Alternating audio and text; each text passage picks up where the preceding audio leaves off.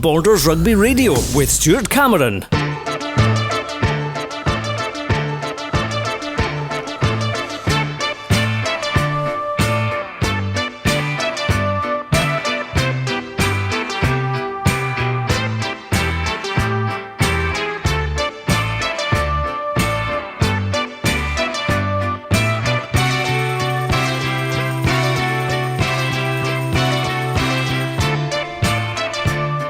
Well, hello and welcome to Riverside Park for this week's Borders Rugby Special. I'm Stuart Cameron. We're here for the next 3 hours, bringing you the latest score updates and live commentary from our featured match today between Jedforest and Marr in the Premiership. Always been a great fixture when the two were battling it out in National 1, and I'm sure it will be a very feisty affair today. And let's start off with a chat with two coaches. We're going to hear hopefully from Craig Redpath from Marr very, very shortly, but joining us now at the back of the stand is Andrew Brown, the head coach of Jedforest. Bit of sunshine coming out just as you came up there. Yeah, that's what we need. Absolutely, but the pitch is looking great as always, and there's a little bit of bounce on it, and that will suit your boys, I think. Hopefully, there has been quite a bit of rain over the last sort of couple of days, but it's in pretty good nick. So we should get a decent game. So how are you finding things now? I mean, that's what, 6-7 games into the season now, 7 games into the season, highest level in club rugby in Scotland, very different to what you're used to out down at in northern England. How are you coping at the moment? Yeah, I mean, even though we are still just 7 games in, you know, we are a team in transition. Getting lads to buy into what to how we want to play rugby, and I feel that we are getting there. We're getting close every game. Last weekend was disappointing not to get the win. Obviously, we've been close with quite a few of our games, you know. So I feel that I think we're in a really good place. And we're getting there as the season ticks along. It's been a bit of a roller coaster for you, hasn't it? I mean, some days you've been, really kind of happy with the performance against Heriots, for instance, 50 odd points you put on them. Then the next week you score 36 points, but you lose 49, and I could feel, you were down on that one. But it's more frustration for frustrated for myself, but frustration for the lads because they are doing the right things. It's just the minor details that we need to just tighten up on, which over time will get better. So. Hard to keep a regular team together for any team in this, because I mean it's still very much amateur sport here, and people have functions to go to and things they've pre-arranged. But from a coach's point of view, that must be, as you say, very frustrating. Well, it's obviously it's hard to manage, and that's we do our best to manage it the best we can. We don't have a massive squad, which obviously does impact the team, but I feel like we're competitive every week, and the squad that we can manage to put out does compete, so we're not too far away. And you certainly know how to score tries. They can score tries, yeah. From anywhere on the park. From anywhere. Now, this game today against Marr, what's your team news situation? The team's a little bit changed from last week. Gregor Young comes back into the team, which is always a plus, experience and pace and everything. And Jai McGough comes back in at 10. Sadly, Callum Young had a bit of a hip flexor issue last week, so he's not available. So he's a little bit in. So he's got a bit of an injury. Gary Young's back off holiday, so he'll be back in at 8. And Gregor Law's back as well in the second row, which will definitely add a bit of ballast. So. Well, someone who's a big Jed fan earlier on texted me and said, which Jed is going to turn up today? Can you answer that one? The winning Jed with a middle. Let's hope so. Anyway, always good to talk to you, Andrew, and we'll hear from you after the game as well. But for the moment, I know you've got to get back to the boys and sort them out, but we wish you all the very best. That's the head coach of Jedforest, Andrew Brown. We're going to bring in Craig Redpath now, climbing up the stairs. A man who's been associated with Marr for a very, very long time indeed, when they were back in the kind of the junior leagues, in fact, and now he's taken them to Scottish champions. Craig, good to see you again. Nice to see you, Stuart. Now, you've been with Marr how long now? Is it 14 years? 13 or 14, I think. I got it wrong last week. I joined them in 2009. I did a wee thing before the Selkirk game and said it was 2008, so I double checked it was wrong, so it was 2009. But certainly the longest running head coach, I would imagine, in the Premiership, probably in Scottish rugby at the moment. Oh, I don't know. No, I think there's a lot of coaches further down who've been done a lot more work and better things than I've ever done and for me and for clubs and everything else. Well, I think you've been very, very modest, because you actually took over Marr when... Where were they, in fact, in Scottish rugby? I think it was like National 3, which was I don't know, about 6-7 divisions down from where we are now. So, no, it was a challenge, but it's been an amazing journey. Sticky time at the moment, but we just have to get on with it. That's right, but you are Scottish champions. No one's ever going to take that away from you. And what was that feeling like? Because you had to do it the hard way. You had to go to Millennium Park and beat them on their own patch. I don't think they'd been beaten that season. And you beat them very, very well. And at the end of the day, there it was, purple and gold everywhere. And a marvellous achievement. I mean, how was that for you, that day? Oh, it was an amazing day. I mean, in fairness, I'm probably not the overly confident person and everything else, but that day, I don't know, everything seemed to click. Just before it, we were lucky in a way. We got the Johnsons back, and we had Grant Baird back, and obviously all the boys that played throughout the season. It strengthened our squad a big way, and we trained pretty well. And from Christmas time, the performance level and everything else had really stepped up, and we had a really good game plan, and everybody stuck to it, and just really chuffed. It was an amazing day for the club, days for myself as well. What an achievement! I was very proud of everything that we've done, but no, it was a long night as well, so I bet it was. But it was good. But you deserved it, didn't you? Because a lot of people put a lot of hard work in there. I mean, obviously the Johnston brothers, the Bickerstaff brothers as well. I mean, a lot of players that spent a lot of time coming through the ranks at Marr, and then getting that achievement, which was absolutely marvellous. But we turn to this season, and obviously it's been in different start. You lost to Selkirk, who are your bogey team, aren't they? Selkirk. And obviously you lost to Hawick as well, but you'll really want to get Jedforest so you don't have that 3 Borders teams beating you. Yes, I know. It's going to be a very difficult job for us today. We've still a few missing, and the hardest part this year has been consistent selection, and for various reasons, for injuries and for weddings and stag do's and everything else. This modern world's a bit different to deal with than from the day when I was there, but it was rugby season and that's all you did. But no, we was a few missing, but we got a couple of players back today, so but Jed looks strong. They've got a few of their boys back as well, so it'll be a tough task for us today. But yep, we hope to get a good result, but we'll have to play well. And you mentioned the injuries. I think is it 11 that who would normally be in the first team are actually out. Well, maybe not as many as that. I think we're missing, I'd say definitely 7 starters, and then there's 3 or 4 other boys. So that's half your team. Pretty much, yes. But the thing is, other teams have had that all the way through. Selkirk last year went through a really torrid time as well, so you can't. It's not just you just have to accept it and get on and do the best that you can, and that's what we're doing at the moment. So, as I say, we just need to get a win, get a win, and then try and just build ourselves back up again, and hopefully we get a few more players back over the next 3-4 weeks, and then get back to where we should be and how we should be playing. Good to see Scott Bickerstaff here doing Colin Sturgeon as well, who's an old warrior, isn't he? And does some fantastic work at youth level as well, doesn't he, at the club? Colin's been amazing with us in terms of our midi section. Our midi section's thriving at the moment. We're almost into having 2 teams at each age grade. That's a challenge, a task that we're making. So we've got lots of numbers, lots in our mini section. So we're fortunate. It's like any club. If you're doing quite well at the senior level, you attract players and everything else. So.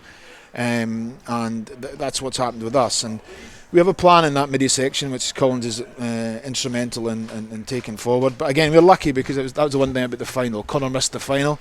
That's a tough one. He's been the catalyst and driving force of our team for all 13 years I've been there, so that was quite a hard one. I kind of know what that feels like when you miss out on a big final. I missed out with myself and Merles in 1997 and didn't play in that one, but so now that we're doing a lot of good things, and trying to just keep it going and keeping us in this division and keeping us at the top of the tree.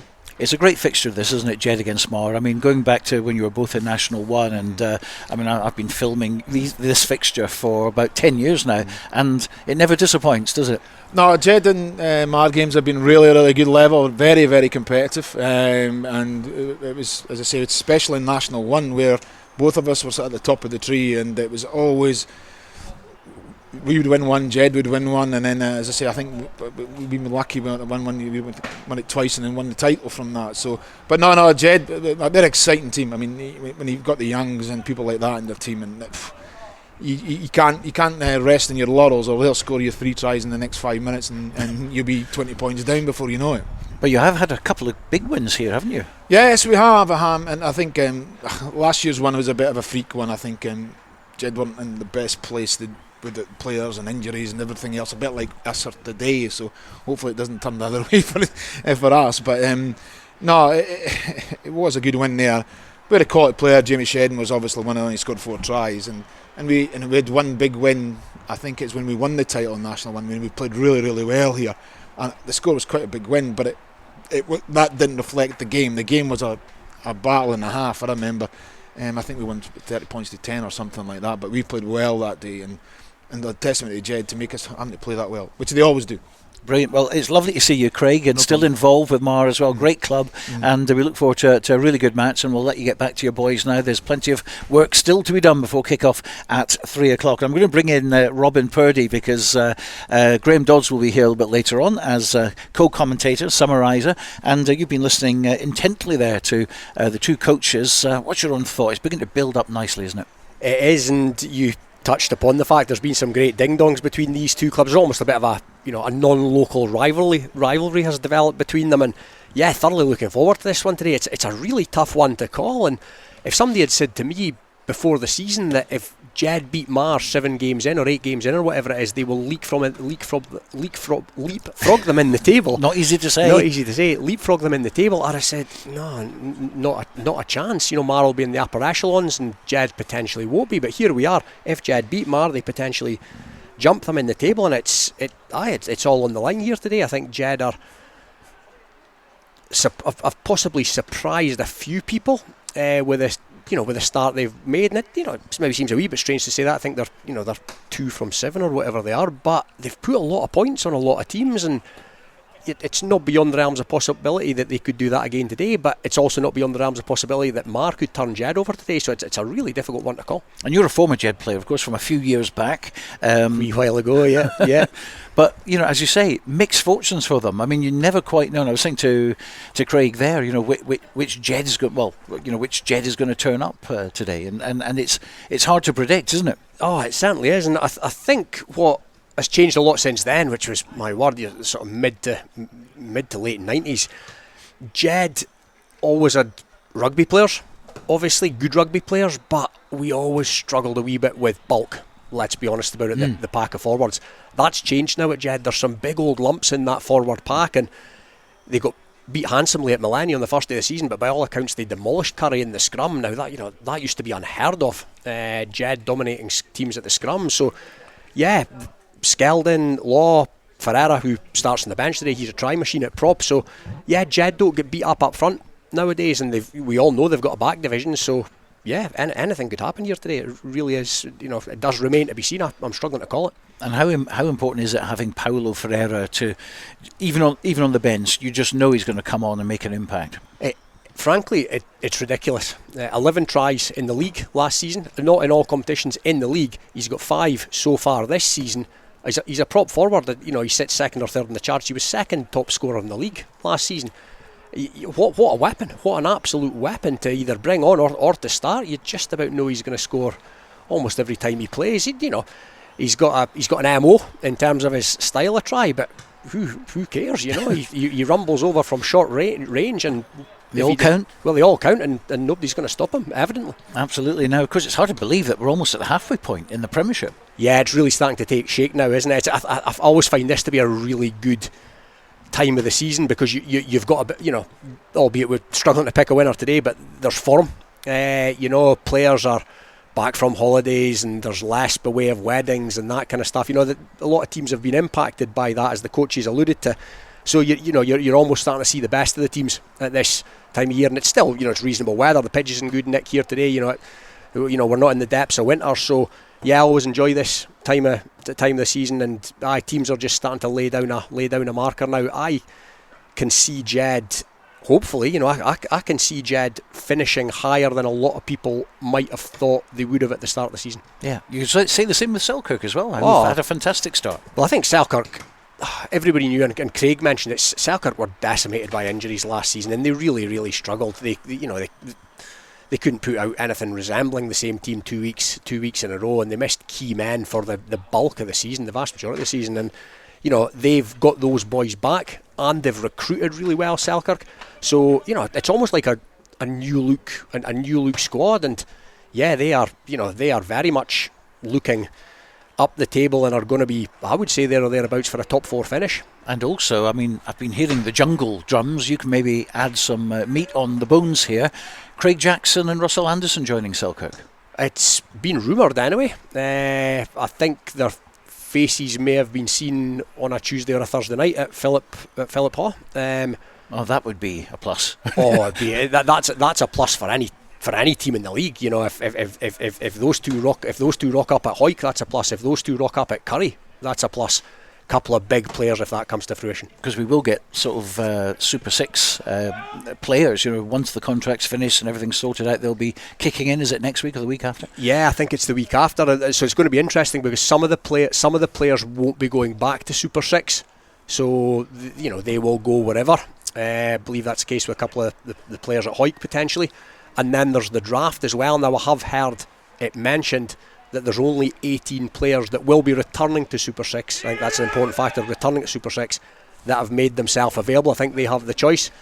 So there won't be that, or maybe there won't be as many as people may think, but yeah, it can't not have an impact. I think Heriots are maybe a good example. You hear that, pre-October would have been a good time to play Heriots from what I'm hearing, and I can see them moving up the table as the season progresses because of that. Well, Selkirk have beaten Marr, Hawick have beaten Marr. It's Jed's turn today. Can they do it? Oh, absolutely they can do it. Selkirk, that was a mammoth result through at Marr last week, and an away win through there with a bonus point to boot. Yeah, absolutely. Jed can beat anybody here. Jed can beat anybody on their day, but Jed can certainly beat anybody here. And Marr run up a wee bit of a cricket score back here in March. That, to my mind, is not going to happen today. Marr may well win, but yeah, Jed, absolutely, to answer your question, Jed can put Marr to the sword here today. OK, well, after the break, we're going to take a look at the other Borders games going on this afternoon. By the way, Peebles match at Boroughmuir, that's been called off. A waterlogged pitch at Meggetland, so no Peebles today. They were very disappointed. If you look at social media, there's a lot of chat about that. And we won't go into that here, but I'm sure you'll be able to find it online. But no Peebles game today at Boroughmuir. As I say, after the break, we'll have a look at the games that are on. Based in Galashiels but covering the whole region and beyond, Borders Mortgage Hub is your one-stop shop for all things mortgage related in the Borders. Visit us at bordersmortgagehub.com or call us on 01896 807 008. That's 01896 807 008. Borders Mortgage Hub. Mortgages for the Borders in the Borders. Hi, Nicky Walker here, Curriculum Learning Manager for Sports and Outdoor Activities at Borders College. Have you ever considered turning your passion for sport into a rewarding career? If so, then why not get in touch at borderscollege.ac.uk/sport. Borders College, regionally focused, globally engaged. To commemorate the 7th anniversary of the opening of the Borders Railway, an 8 DVD box set is now available featuring the complete series Borders Railway from start to finish, plus the full hour-and-a-half documentary 5 Years On, which examines the possibility of an extension to Carlisle, plus extra features including a cab journey along the entire Borders Railway, all for the special price of just £14.99, including post and packing. You can get your copy direct from hotdisc.co.uk/shop. That's hotdisc.co.uk/shop. The 8 DVD box set, The Complete Borders Railway, is available now. When the weather's dreich and a storm's a brewing, you need a strong, windproof, quality umbrella delivered with good old-fashioned customer service and at an affordable price. Up here in Umbrella Heaven, we say you tackle the ball, we'll tackle the weather. UmbrellaHeaven.com for when the heavens open. 1, 2, 3, 4. Hello, this is George Ingles here, and I'm thrilled that my songs are now available on 2 albums, Anthology and Lockdown Blues. Late in the evening, she's wondering what clothes to wear. Both available on iTunes to download and stream. I am the train, been gone since 69. George Ingles Anthology and Lockdown Blues. Check them out now on iTunes and other digital sites. This is Borders Rugby Special on Borders Rugby Radio. OK, let's turn our attention to the other matches involving Borders sides being played today. Yesterday, I sat down with Dale Clancy to go over to today's games, and let's start in the Premiership with unbeaten Hawick at home to Glasgow Hawks, who were the last team to beat Hawick at Mansfield Park, and that goes back to the 19th of October 2019, so over 3 years now. Here's head coach Matty Douglas. Yeah, look, we've had a good week's training. There's been a bit of buzz around the club, and the sessions Tuesday, Thursday have went well, looking towards Hawks on Saturday, but last weekend was a massive result for us. A confidence booster more than anything else. I think it shows that we can go to these tough places and win.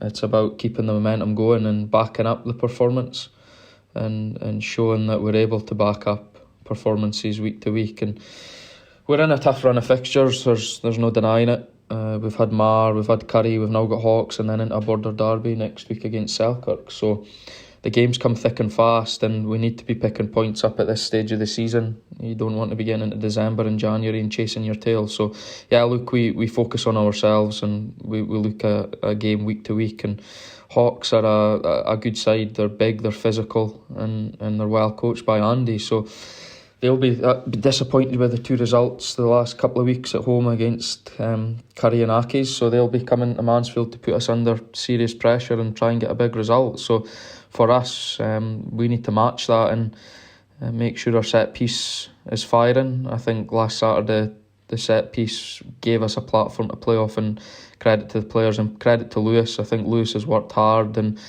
implementing his own thoughts and his own ideas into that forward pack, and we feel if we stick to our structures and game plan and bring the same defensive effort we have the last couple of weeks, then we can put Hawks under serious pressure. It's just if we take our chances and are able to back up our performance for last week. Just quickly, team news, Ross Graham replaces Matty Carrier in the pack. Matty drops to the bench. The back line is unchanged. Also on the bench for last week, Tom Hope, Hughie Donaldson and Bailey Donaldson all dropped down to the force. We're really looking for them to get 80 minutes on Saturday. They've played a big part the last couple of weeks, but for example, Hughie, 18-year-old, needs to be playing a lot of minutes and needs to be getting minutes under his belt. So that's a reason in rotating those 3. So in comes Rudy McLeod, Stuart Graham and Hector Patterson returns for injury. So look, we're really looking forward to Saturday, and we're expecting a big physical game, but it's one that we're looking forward to. They certainly are. That's Hawick. Of course, the Bill McLaren Shield up for grabs yet again, but will history repeat itself? I think it's probably quite a difficult game to call, that one, actually. I think Hawks have been good in waves and fits, and I think when we did cover that game last year, when Hawks went to Hawick, it was probably quite a similar scenario, that Hawick were in decent form. Hawks hadn't done too much, but gave them a lot of problems. I do think that this Hawick team has evolved a little bit, and they have a little bit more to offer, especially with the likes of Redpath and Graham coming back in. They've got the option as well to have 2 really, really good hookers, I think, in terms of front row options. So, they're bringing Ross Graham in this week. They're dropping Matty Carrier to the bench, a club captain. Now, that is a great sign of depth. Obviously, I'm going to say that Hawick are going to start as favourites for that. I don't think it's a foregone conclusion that you can take your eyes off this game in terms of what the score is going to be, because it's going to be one-sided. I think it will be a test, because Hawks do cause Hawick trouble, especially when we went up to Glasgow and we covered the return fixture. That was so one-sided. Like, Hawick were completely bullied for 80 minutes. I think that's what they've perhaps changed, though. They've went to Maleny and they've beat Curry by 20 odd clear points. So that is the new breed Hawick have. They've got that balance now between competing against big city teams likes of Curry and Hawks and even Marr. I know they're not a city team, but you know, like St Marr, they've got that, but they've still got that Borders flair in behind the scrum. So I think in terms of a team, they've got a really good balance and a good shape. Well, as Matty said, it was a great morale booster for the club to put 40-odd points at Millennia Park against a team they hadn't beaten, I think, for 12 years down there. So well done to them. I'll just have a quick look at the table at the moment. Emberakis have been kind of coming under the radar. They've only lost once, which was, of course, to Hawick by just 1 point. It was a late one as well. Otherwise, they'd be the team that's unbeaten. But Emberakis on top at 30 points. Hawick, the only unbeaten side in the Premiership, on 29. Curry 27, Selkirk 25, Glasgow Hawks 22. So, you know, added incentive for them at Mansfield Park. Marr 15 points, Jedforest 13, GHA 12, then Heriots Blues 7 and Musselburgh 4. So that's the way the table is at the moment. That game kicks off at 3 o'clock. Alan Lorimer will be our reporter there, and the other game involving a Borders team is a tasty looking tie between Selkirk and Curry. That's the only Curry pun we shall do this programme. Selkirk head coach is Scott White. So last week, obviously, brilliant result up at Fullerton Park, picking up a bonus point. Boys were outstanding in terms of, didn't play pretty rugby, but, you know, to get a bonus point up there at last year's champions was obviously, you know, class, obviously. So we sat down on Tuesday night and have put that to players, you know, if we can't gain confidence from beating last year's champions away from home, I'm not too sure what we will get confidence from. So going into this week, obviously, games keep coming thick and fast. You know, we knew it was going to be a really tough week, 3 weeks. Curry now. Physically, obviously, we're going to have to be back on it and right up there physically again. You know, we made a huge amount of tackles, a few sore bodies last week, but it's important that we get back to where we were last Saturday. Team this week, we've got the availability of Matt Reid, Josh Welsh, Henry Clarkson, all available for selection. So, you know, back three is obviously going to be a pretty hot topic this week. As for the rest of the team, it's going to stay pretty similar in the squad. You know, we've got to back the squad that's, you know, got us to where we are. You know, and show a bit of loyalty with the guys who keep turning up every Saturday and performing. We've got no doubts that this will be a huge week for us, but we're back at Philip Hawke against Curry, who'll obviously be, you know, looking to put things right from last week, having been beat by Hawick. So, look, we know it's going to be tough, as is every game. You know, and for us, we've still never really given, and I know I go on about it every week, but we're still looking for this consistency performance over 80 minutes. We're getting better, but there's still a huge amount of improvement, and, you know, for me, and the pleasing thing is there's still more to come from this group. Look, it's going to be tough. Curry not firing on all cylinders last week, but they don't become a bad team overnight, and we'll have a camera at that one with the award-winning Ewan Welsh reporting on that game. Curry have been scoring a lot of points, but Selkirk have one of the best defences in the league, and it's just what's going to, you know, who's going to come out on top. It's Selkirk are developing, and, you know, they're getting better and better each week. There's games that they've won that they perhaps, you know, and probably last season would have been defeated in, but the beauty for them is that it is at Philiphaugh. You know, it's going to be a home game for them against a Curry team that's low in confidence, and as we've said, has a bit of a weak underbelly. This is the time to play them, because there's a lot of players that were playing for Curry playing in Super 6. They're going to come back at some point, perhaps. So, you know, Selkirk want to play them now, play them when they're low in confidence, and play them when they're, you know, off the back of a brilliant win on the road. The other two matches in the Premiership, by the way, Emberakis, an Edinburgh derby against Heriots Blues, and Musselburgh against GHA. Very important games for Heriots and also Musselburgh there. But let's move on to National 1.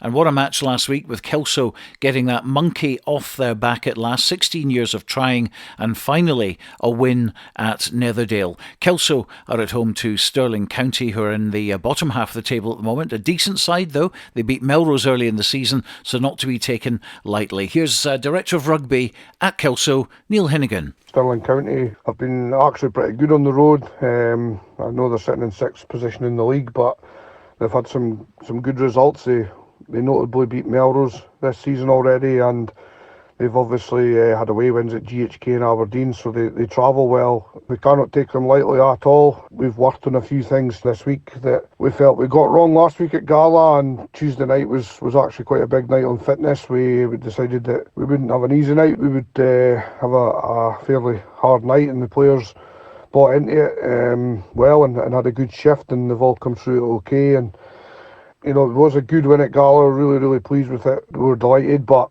we've just got a lot more hard work in front of us, and it starts this week against Stirling, and we just cannot be complacent, and we hope we're not. Obviously do everything we can as a squad, as a team, as a club, to have the mental edge on Saturday to be at our best, because we'll probably need to be against Stirling. As I say, they are a good side, and they're one of those sort of maybe mid-table teams that on their day they can beat anyone. So we just got to make sure it's not us on Saturday, and you know, try and take our game to them early doors, especially being at home. And team selection wise, we're actually unchanged from last weekend. On that front, that's really good. Obviously there was 2-3 boys away at weddings last week, and they've been really unlucky, because normally you'd probably get back in, especially players like Kevin Dryden and Greg Punton and these guys who are, you know, ever present in the first team or playing with the seconds.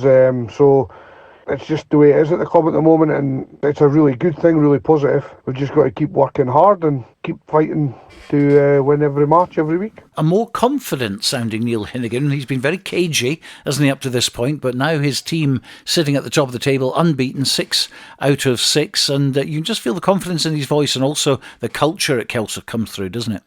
Yeah, and I think, you know, you've got a good Kelso guy there, you know, setting an example and trying to, you know, lead the culture. I think if you listen back to the last 6 episodes of this, it's always been, we don't want to be in the bottom half, we don't want to be getting relegated. And they've started the season really well. Even the game that we covered against Stumel away from home, you know, it was a lightning opening 25 minutes, and then it started to get a bit like stale after that. However, the game was won by then, but the real test did come on Saturday past, when it's a great win at Netherdale against another team who was, you know, high on confidence. Gala played some pretty good rugby on Saturday. They'll certainly be targeting Poynter Park next year for the return match, but they'll have a very tricky fixture before that, and that's away to Highland, who are always strong at home. We caught up with head coach of Gala, and that's Stuart Johnson. Trip to Highland this weekend, which will be a tough test for us, especially after last weekend's result against Kelso, where we narrowly got beat. Highland's always a tough place to go. They're very good at home, and the pitch and the weather will have a lot to play in that.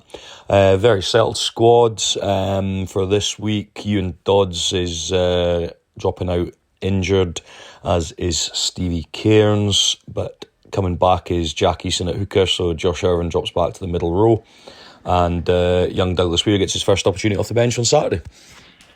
I think the reaction's probably going to be the biggest thing to take from this weekend is how are Gala going to react after getting their first defeat of the season. Could start to crumble a little bit, because, you know, we've seen a team over the last, you know, 15 months really grow and develop and almost get there, and then, you know, fall short, and they're starting to build again, and then they hit a little speed bump. So how do they react this time in terms of going away from home and playing a team that are notoriously quite difficult up there? They get a big crowd as well. You know, Highland are quite well supported at home, so it's going to be an interesting game. But you would say that Gala have probably got the personnel there, even though they've got a couple of injuries in the ranks this week. You would say they've probably got the personnel to go up there and get the result. Also in National 1, of course, Melrose off to Biggar to try and make a clean sweep of Borders wins at Harchie Mill, which I doubt has happened before, to be honest. Melrose head coach is Bert Grigg. We travel up to Biggar this weekend to hopefully continue our winning form. The last 3 games really starting to click attacking wise. Still a couple of things defensively at times that we just need to sharpen up on, and the big one for us is just that discipline side of things, just the penalty count being the wrong side every time in the opposition's favour. So yeah, real focus for us this week. Obviously a tough place to go up at Biggar, but yeah, we've prepped well this week and looking forward to the challenge. A few boys to welcome back. So club captain David Colvin has finished his stint with Super 6 in the Knights. So he returns to take his place in the 15 jersey in the back line. His brother Bruce is also returning from an injury to add a fair bit of experience to the squad, along with James O'Neill, the Canadian flanker who's served his suspension from the Ayr game, to add a little bit extra firepower into that forward pack. Unfortunately, Callum Cruikshanks is unavailable for us this week. He's been a colossal for us so far, but looking forward how young Elliot Compton, still only 19 years old, steps up into that starting position. He's been really good off the bench for us, but looking forward to seeing him getting challenged by a pretty experienced, bigger pack. But yeah, sure, he's more than capable of meeting that challenge and putting them under a fair bit of pressure at times. So looking forward to the game this Saturday, and hopefully we can keep climbing that table, or putting pressure on the guys at the top of the National 1, and be there come the end of the season. Well, Sam Matthews will be at Hartree Mill for Biggar against Melrose. And talking of National 2, Berwick are at home to Kirkcaldy, who lost their unbeaten record last week, and they won't relish a trip to Scremerston, where Berwick, of course, will not want to lose twice at home after losing their long-standing home record to Peebles the other week. Their head coach is Colin Young. After a good win up at Carter Queen's Park at the weekend, we look to get our home form back on track. After the disappointment of Peebles, team news is much the same as where we were, apart from Nathan Melrose is unavailable, so Alec Orr comes back in place there, and also Duncan Hardy is unavailable, so we welcome Liam Robson back into the first team. But we are much the same as where we've been most of the season so far. Well, I have to say, I fancy Berwick for that one. I think, well, Kirkcaldy have been doing pretty well in National 2. I'm hoping Berwick win, but that's me just being a Peebles fan again. But Kirkcaldy have been a team that, you know, they've kind of flirted between Nat 1 and Nat 2 over the last few years, and Berwick have probably been the other side of that, you know, just getting up into Nat 2. It's going to be a good game, and I think Berwick probably would rather play Kirkcaldy at home than Peebles. I think that, you know, Kirkcaldy probably are a team that Berwick can really run around the pitch. You know, Berwick have a good back line, they've got some good forwards, but they can all play a bit of rugby, like similar to like Biggar. You know, and they'll be able to try and move this big Kirkcaldy pack, because they do have a big pack, and they'll try and out-muscle them up front and then just pick them off in the backs if they can, if the defence gets a little bit narrow. But I think Berwick, they've got the ball in hand, they've got ball players that'll be able to really test this Kirkcaldy defence. Well, our Berwick reporter Mickey Yanotta will be there, and he'll be bringing us up to date at Scremerston for Berwick against Kirkcaldy. Well, in East 1, Duns are at home to Portobello, while in the second division, Hoyt Lindeen travel to Corstorphine, looking for a first win in a match that Hugh Brown will be covering for us. Here's Lindeen's head coach, Simon Spalding. This week sees us away to Edinburgh to play Corstorphine, who's always quite a tough side to play. They're flying quite high in the league at the moment, so we're expecting a tough battle up there. Edinburgh teams are always pretty hard to beat on their own park, but the way we're playing now is starting to get a lot better. There's massive improvements for the start of the season. Boys are training well, and they're getting a lot more numbers at training, which is great to see, and hopefully we can progress on last week's defeat against Langham. Everyone played really well together, and defensively only really scored through our own mistakes, so hopefully this week at training with the good numbers we can fix what mistakes we did have last week and progress into this week's game, and hopefully try and look for an away win if possible. That's Simon Spalding, the head coach of Hoyt Lindeen, will be following that fixture very, very closely. Hopefully they can get a result against Corstorphine. Now, we've got 5 Borders teams yet to be defeated at this stage, Dale, which is pretty impressive. Kelso Ladies, whose Sunday game is off, but they have been awarded the full 5 points for that one. Kelso Quins, Hoyt, Kelso and Langham. And Langham visit Dalkeith for their match, which, they'll have a good chance to get some points on that one. But great to see, 5 Borders teams, and there's not that many others in the rest of the country undefeated. No matter what level of rugby you play at, we talk about Super 6 right down to the East Leagues, and it's the same game for the same players. They're all at just a level that they want to play at, be that with friends or be that against their enemies and somebody that they want to try and beat to a contract. It's still competitive no matter what level it is, and an undefeated streak no matter what level of rugby it's at is impressive at this stage of the season, because you've had home and away fixtures, you've probably played some of your competitors, or you're building up towards it. So for all those teams that are undefeated, it's great to see in the Borders. In East 3, Earlston are at home to Liberton, and they'll be hoping for an improved performance after their 80-0 defeat against table toppers Edinburgh Northern last week. Here's Earlston skipper Aaron Patterson. There's not really much to say about that other than the fact that we just didn't turn up. We ended up with 13 players on the pitch because of injuries. Things just weren't gelling together. They just weren't going our way. We couldn't get a foothold in the game, and the result just got away from us. We're hoping to right the wrongs of last week, this week against Liberton. Going out there with a good full squad pretty much, so fingers crossed injuries won't affect us too badly and we'll be able to start playing some rugby again. Not letting last week's result go to the heads too much, keeping it positive, keeping moving forward, going into this week with a bit of buzz and a bit of opportunity about the lads. Hoping to win, as we do every week, but this week certainly we've got a much better opportunity of showing what we can do, and that's hopefully what will happen. We played Liberton last year, we got beat at the end of the season. We beat them in the game at home, so it probably will be a fairly even battle, and fingers crossed I'll have a positive review for after the game to update you with. But we'll see what happens and we'll go out there and give it our best, that's for sure.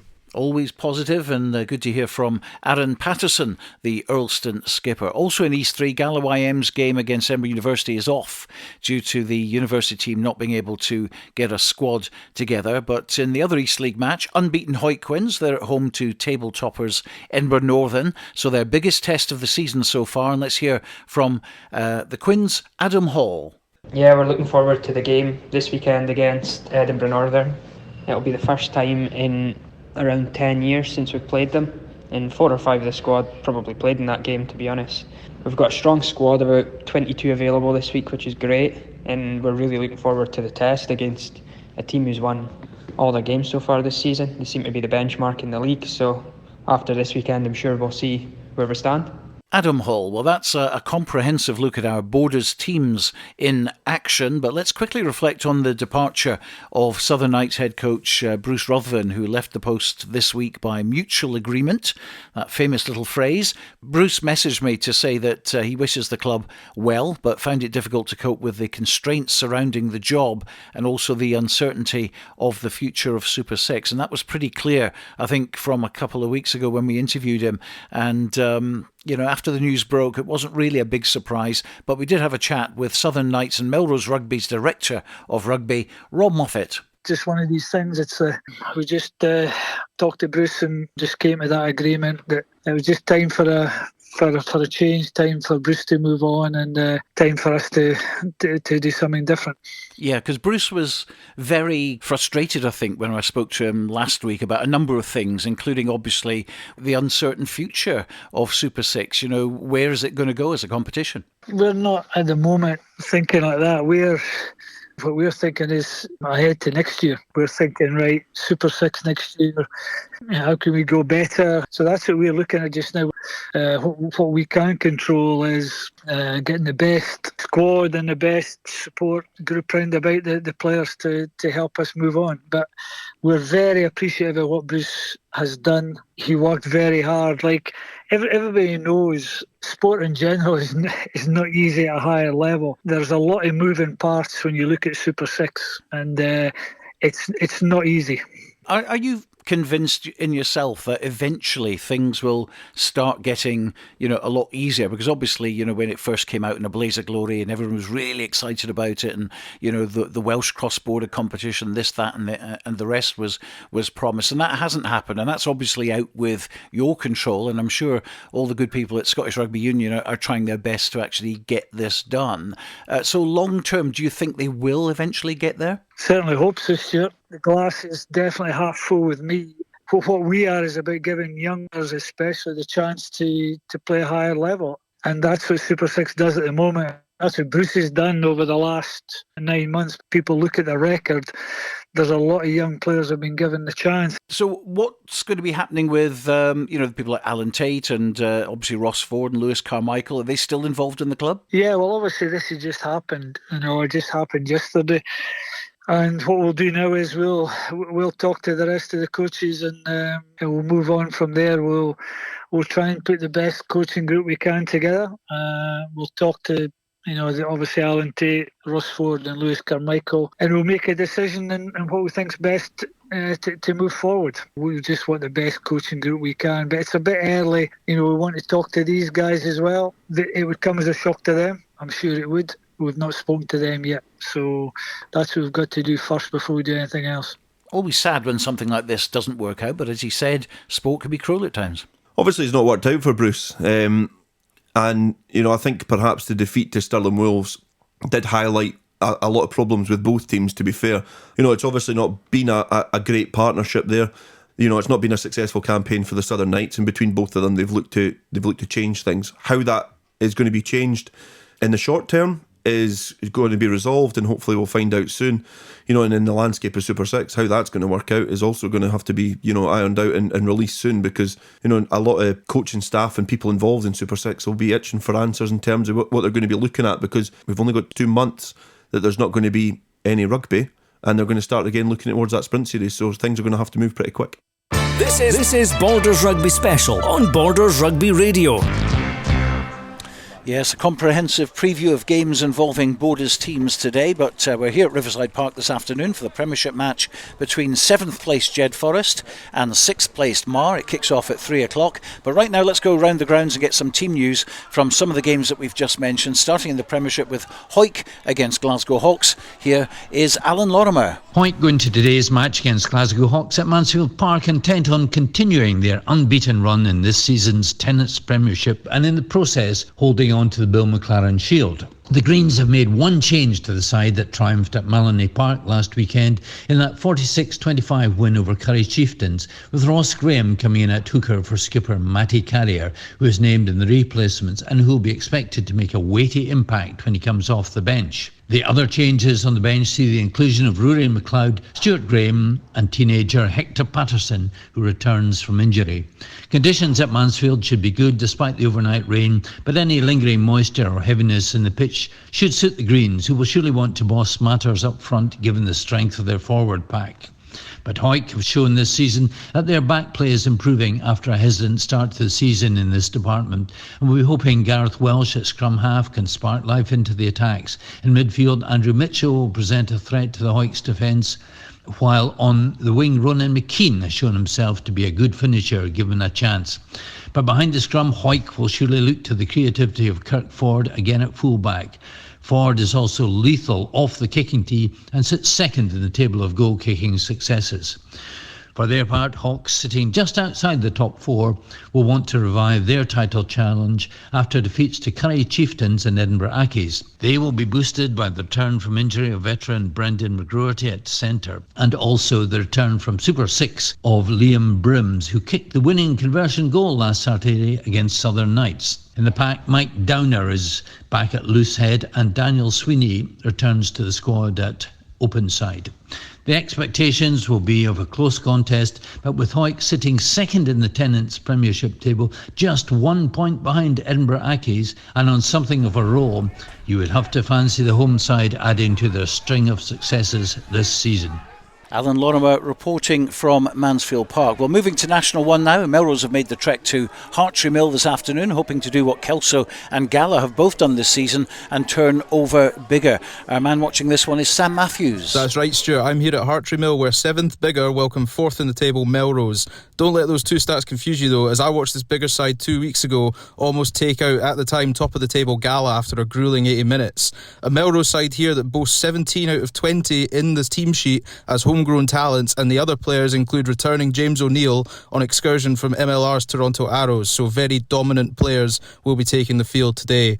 Melrose have lost twice away from home this year so far, so this is an opportunity for bigger. As I said, they know how to make teams work for a win. Our statman Ewan Welsh also informed me that Melrose averaged 36 points a game, so I'll be looking forward to see how that statistic goes. And you have to think, with the return of all the Super 6 players like Bruce Colvin, that number is not going to be far off again today. Kick-off is at 3 p.m, bigger versus Melrose. That's Sam Matthews at Hartree Mill. Well, finally we go over to the National National 2, it's at Scremiston. Berwick at home against Kirkcaldy, who of course up to last weekend were unbeaten. Mickey Lanotta waiting for the news with this one. Mid-table Berwick have so far proved they're no mugs in this league. 3 wins from 5 and a losing bonus point to leaders Peebles. They can play both exciting and tenacious rugby, scrummaging the only issue I've seen. Liam Robson comes in on the wing and Stu Farnaby in the second row. Duncan Hardy and Nathan Melrose both unavailable. 4th place Kirkcaldy have 1 game in hand over those above and could even go top. Their only defeat last week to Newton Stewart. 2 changes in the pack today, Jack Denton and Dale Turner replacing Wood and Evans. These 2 have 2 common opponents, both with good wins over Cartha Queen's Park and both with 1-point victories over Lasswade.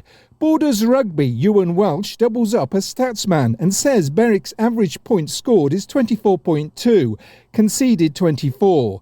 For Kirkcaldy, this stat works well in their favour. Conditions mild but slippy. It'll take a better man than me to call this one. It's Berwick against Kirkcaldy. There we are. We've been getting him to practice Kirkcaldy all week, and I think he's just about got it now. Mickey Lanotta down at Scremiston. That's going to be an interesting one today in National 2. And if you've just joined us, don't forget that the other National 2 of interest, Peebles at Boroughmuir, that was called off this morning with a waterlogged pitch. So we've got plenty of reporters on the ground today. We've also got Ewan Welsh filming the Selkirk game as well as being statsman. He's a very busy chap, award-winning chap, of course. And that's Selkirk against Curry for Borders Rugby TV tomorrow. Some highlights and a report from him. As I say, we were hoping to get Bill Paulson down at Meggetland. In fact, he got to Meggetland, but then received the bad news that the game was off. So he's toddling back now, and he'll be in front of the fire, no doubt, keeping warm. But it's Jedforest v Marr in the Premiership today. Uninterrupted commentary on the game right here on Borders Rugby Radio. Robin Purdy and Graham Dodds are your commentators this afternoon. And Robin, a quick look at the other games in the Premiership, which we haven't really mentioned yet. Edinburgh Accies against Heriots, 1st against 9th, and Musselburgh v GHA, which is a real basement battle, 10th against 8th. Yeah, it's anybody's to call that one. I've no idea who's going to prevail there. Musselburgh home advantage, possibly that they're going to have to pick up a win somewhere along the line, and they will absolutely be targeting that game. If they have a reversal today, Musselburgh, then you wonder where the wins are going to come from. Accies v Heriots, I'll have to go with form there, Stuart. I think Accies, it's an Edinburgh derby, and Dale spoke about that in the preview show, and anything can happen. But yeah, Accies are kind of a bit strange to say for a team at the top of the league. They're quietly going about their business, if that makes sense, and I fancy them to have too much for Heriots. Yeah, they've been a bit under the radar, haven't they? I mean, ever since they lost to Hoyt by just 1 point. I mean, literally, that is the only game that they've lost this season, and they've been, not exactly scoring loads of points apart from the game against Marr on the first day of the season, which kind of provided shockwaves throughout the rugby community. But, as you say, they're sneaking wins, and they're top of the table. Oh, and the table doesn't lie, as they say, and yeah, it's good that they're in the shake-up this season. It makes, it keeps things interesting. Absolutely, Curry, Marr, Hoyk was all the chat before the season, but Accies are right there, and justifiably so. International 1, Aberdeen against Stumel, 12th against 11th there. That's a real basement battle, and Aberdeen obviously haven't won all season yet. Dundee against Ayr. Now that's an interesting one. Dundee 8th, but been playing some good rugby of late against Ayr in 3rd place. And if we're looking for shocks today, I think we might see it there. Dundee improving all the time, and if they can take points off Ayr, that would certainly help the border sides. Yeah, Ayr are again talking about teams that are kind of quietly going about their business. They are in the shake-up. They potentially will have a say in the outcome of National 1, where one team of course goes up, and yeah, it's a long old trek, that's for sure. Ayr to Dundee.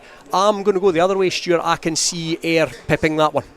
Okay, GHK against Watsonians, again another 10th versus 9th there. Highland against Gala, 5th against 2nd. Highland strong at home, and Gala must get back to winning ways. Yeah, Gala are going to have to get back on the horse, and what probably the last fixture you would want after a home reversal against Kelso last week was a trip to Inverness to play, as you say, a team that are a very different proposition on their own patch to when they head out on the road. And Gala, yeah, it's going to be tight. I would imagine up there. I still think Gala have got the personnel to come away from there with a victory, but it would be a good victory at that. OK, well, we'll be keeping you up to date with score flashes throughout the afternoon, but it's time to hand over to Robin Purdy and Graham Dodds for exclusive live commentary of Jedforest against Marr, right here on Borders Rugby Radio. This is Borders Rugby Special on Borders Rugby Radio. Yes, thank you, Stuart. Last season's champions Marr have had a rocky start to this campaign, and it's unlikely that they'll have it all their own way here at Riverside this afternoon against the Jed side that have made a better start after 7 games than some predicted. So looking at today's teams and the notable inclusions for Jed, Mason Cullen's living up to the promise that he showed before a lengthy layoff. He's got 4 tries to his name this season and he starts on the wing. The back division also includes the young twins Lewis and Gregor, so there's a bit of potency out there for Jed this afternoon. And there's the grunt to go with it, of course. Up front, 2 locks, Gregor Law and Clark Skeldon have plenty about them, and they'll look to get Jed in the front foot. Try machine prop Paulo Ferreira will join at some point from the bench. For Marr, they're missing a few frontliners, but can still call on talisman Scott Bickerstaff, who, like Cullen, has got 4 tries so far this season, and inside him are the playmakers Colin Sturgeon at 12 and Callum Ingalls at 10. As always, Marr have a rugged look about them up front, and they can also call on the huge experience of prop Stephen Adair and ex-Scotland international Gordy Reid from the bench. So, a tough job for the referee potentially this afternoon in what could be a feisty affair, as these teams, they've got to know each other, you could say, in recent seasons. Alongside me today in the commentary box is a man that knows a thing or two about top division club rugby, with over 300 games for Melrose and a number of club international caps to boot. Good afternoon to Graham Dodds. Hi Robin, how are you doing? Not too bad, and it's looking like a good one here. The weather, if you said to me at 9 o'clock this morning we're going to get a great afternoon of rugby, I would have doubted that. I was over in Galashiels this morning watching my 8-year-old play football down at the 3G at Netherdale, and it couldn't have rained harder, and I thought it's going to be a washout here at Riverside. But when I arrived at 2:30 this afternoon and looked over the pitch, it was it drains pretty well on the whole Riverside anyway, but I thought there'd be a lot more brown patches than there is, and it's certainly no excuse for the pitch today. No, and if Graham, if Jed beat the champions Marr today, then they'll leapfrog them in the table, and you'd have got long odds on that before a ball was kicked this season. No, definitely, and you look down as you've alluded to already, you look down the Jed team, and it's probably the best team on paper they've had all season. A lot of experience right through the spine of the team, and I think my prediction is I think Jed will do a job today, and I hope they do. To get back on the bandwagon, pick up that win, and as you say, leapfrog Marr, which puts them in a predicament. Yeah, and it's a tight one to call as the teams enter the fray. Marr already on the field. We're just waiting on Jedforest. One potential point of note: I seen Gregor Law limp out of the warm-up, and he looked in a bit of discomfort. It will be interesting to see if he takes part today. He did look in a bit of pain, so we're just awaiting the arrival of the home team as the stand is filled up nicely here at Riverside on what is a good afternoon for rugby. Jed 2 from 7 so far this season, but they've scored a lot of points, Graham. No, they have, and Jed, over the last 10 years or so, have always been that team that like to play rugby. They like to chuck it about. The young twins in the middle of that is, and they're always going to score points. Even today, whatever way it goes, I can guarantee there'll be points on the board for Jed, and just want to see a good game of rugby, and hopefully the border team will prevail. Yeah, and here come Jed, led out by captain Clark Skeldon. Now there is a 16 jersey there, and I am not seeing. Are we seeing Gregor Law? No, it does not look like Gregor Law has entered. So yeah, we'll need to try and fight. We'll need clarification on that. Just waiting on that. 16 is Andrew Sweeney. So Andrew Sweeney is going to start for Jed. Gregor Law, 2 club international caps for Scotland, of course, in 2020. That's a blow, Graham. That's a big miss. You talked up before the game a big experienced middle row there, which is really important at this level, and that Gregor, I know, will probably call the lineouts as well. So that's not a great start for Jed, but they just need to get over that straight away. It happens in sport. You pick up an injury. As you said, he looked in a lot of discomfort when he pulled up there in the warm up, and Jed just need to regroup. So we are underway here. Marr kick things off. Marr attacking what you'd class as the Kelso end here at Riverside, and it's been taken in early carry by the Jed forwards, but it's been spilled forward there. No, the referee is happy enough with that, so it comes out to Jed hooker and goal kicker, it looks like today, Finlay Scott. So Jed back now in the 22. It's been put in there by Kiwi standoff Jai McGough. Now it's Marr's first chance to attack through Jake Jacobson, but he's been well tackled there. Jake Jacobson, is he in touch? Yes, Malcolm Chang Lang says that he is. So it's going to be the first line out of the day. Jed playing towards the town end here at Riverside. If you know it, it's going to be the first attempt at the arrows by Finlay Scott, ex-Southern Knight, of course, ex-Burmuir Bears Super 6, can play in the back row. So Jed missing one of the totems in the middle row, but it's taken in cleanly there by Blake Roth, the open side flanker. Now the Jed maul is in effect, but the referee's taking them back for a penalty to Marr. Yeah, a bit of obstruction there by Jed as the referee Fergus Hollins this afternoon gives the reasoning to the Jed captain Clark Skeldon. And we're being told here that Owen Cranston has come onto the bench for Andrew Sweeney. So Andrew Sweeney is into the starting lineup. Owen Cranston onto the bench, and first penalty of the afternoon has gone Marr's way, Graham, and they're going to have an attempt at the posts here from possibly 30 to 35 metres out. Yeah, I didn't see the infringement from up here, Robin, but no, Jed started off pretty solid there. No, pretty good defence. Marr went to the width, chopped into touch, and then it was a bit of a guddle from the line out. And as I say, I'm not sure what the offence was looking through the floodlight there, but Marr with the first chance to get points on the board. It is indeed, and it's going to be Colin Sturgeon, one of the figures that's been right through the ranks, right through the divisions here with Marr as they've made their way at the top of Scottish Club Rugby. 153 appearances for him, and he struck that very cleanly. The assistant referees are happy with that, and that's first blood to Marr.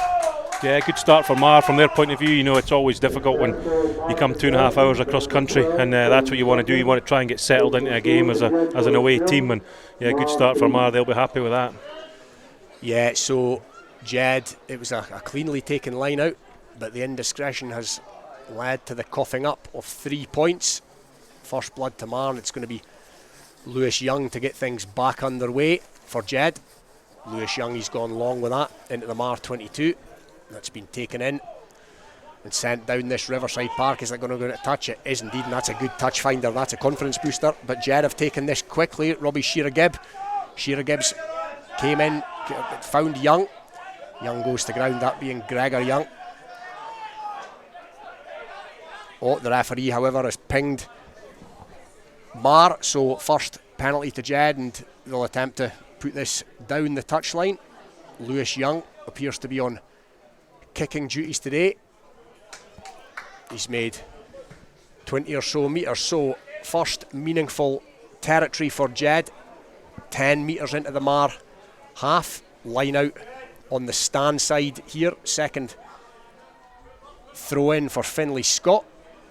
Again, to reiterate the point that Gregor Law, the talismanic Gregor Law, did not start this game, having pulled up in the warm-up, but that's well taken in by the other big man in the Jed second row, Clark Skeldon, the captain, and that's a decent industrious carry by Blake Roth, and the arm is out again of Fergus Hollins, the referee. So there's a penalty coming here for Jed. It's a free play, not the cleanest to pass, but it's come into the arms of this very talented youngster Mason Cullen. He's going to be a big threat for Jed this afternoon. That's a loose pass, but the referee's surely going to bring them back. Yes, not enough advantage played there, and yeah, a bit of composure being shown by Jed since they gave away that early penalty game. Yeah, it just shows you get good first phase ball like that, clean line out, round the corner with a prop, feeding the open side flanker Roth with a good carry. You get right in over that gain line, 5 or 6 yards over the gain line.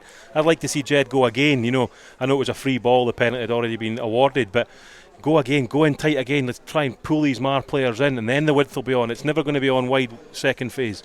Yeah, not as early in the game as this anyway. So they're going to have a crack at the posts here, Jed, through their hooker no less. Finlay Scott, you remember many kicking front rows, Graham? Not many at all. You remember like the John Eales of World Rugby for Australia back in the day, but not many hookers will step up and slot the goals, so good on them. Yeah, I remember when I was a young lad here, there was a goal kicking prop at Jed, Alan Renton. Very decent player, very decent kicker as well. But this is Finlay Scott, maybe 38, 39 metres out. He struck it cleanly enough. The flags go up. Good early kick by Finlay Scott, and that's a real confidence booster. Very confident. He stood up there and just stroked it over with no effort at all. And that's good to see, and gets Jed on the board and gets him settled into this game. Yeah, 32, or he certainly was on 32 points for the season so far. Let's make that 35. And it's the talented young standoff Callum Ingalls on the occasion of his 26th appearance for Marr, who kicks things off. It's taken in by Gary Young, the Jed number 8, no relation to the young twins. It's back to McGough. McGough's put it high into the Jedburgh sky, and that's well taken in there by Callum Ingalls. There's a Jed hand in there over Jed players over the ball, but it's came back on the Marr side. Now here come Marr. Ross Brockett, the second row. Second game for him, the ex-Garner Kinnair man. There's another penalty coming. Error penalty strewn game so far, so it's a free play to Marr this time. What can they make of it? Not enough advantage being played, so they're going to come back for a penalty which appeared to be centre field. So you'd have thought another kickable one. And Fergus Hollins, Graham, the referee, making his intentions clear early doors. Yeah, that must be the fourth or fifth penalty certainly from the referee. But it's good yards there from the Marr forwards. The big second row carried 5 or 6 yards again over the gain line. But I'm not so sure about Jed caught a clean ball from the kickoff after getting back to 3-all, and then you go up with a kind of half clearance, half up and under from the middle of the field, just giving them ball back in that green zone, and it's just like either kick it off the park or kick it long, but from your own 15 yards from your own line. Don't just do a little dolly over the top. Yeah, it was a fairly nothing kick, it has to be said, by Jai McGough, but it's brought up this very kickable penalty opportunity for Colin Sturgeon. You'd back him to get this, Colin Sturgeon, as he begins his run up. I would say he's 30 metres or so in front of the posts. Decent strike. Oh, and the flags don't go up, Graham. I'm most surprised about that. It looked good from here. We kind of lost it at the top of its flight there, with the stand here, but it looked good from here. But you could see the way Colin Sturgeon was kind of egging over on himself. It was obviously tight to that left-hand post, and it must have just sneaked past. Yeah, a first-rate kicker, Colin Sturgeon. He was man of the match in the playoff final, which Curry won at Malani Park last year. A try to boot in that game, and that's a good dropout by Jed. It's gone at a touch on the wee stand side, if you want to call it that, at Riverside. It's gone right up to almost equidistant between it's just over the halfway line, so just into Marr territory. It's a Marr line out, their first of the afternoon, and it's taken cleanly in the middle by Cameron Young. That's a big hit by Jed as Marr trucked it up. Now here come the Marr players round the corner, and that was their fullback Greg Montgomery arriving at pace. Scotland Club International 2020 Greg Montgomery. This is the first trundle for their hooker Curran McMillan.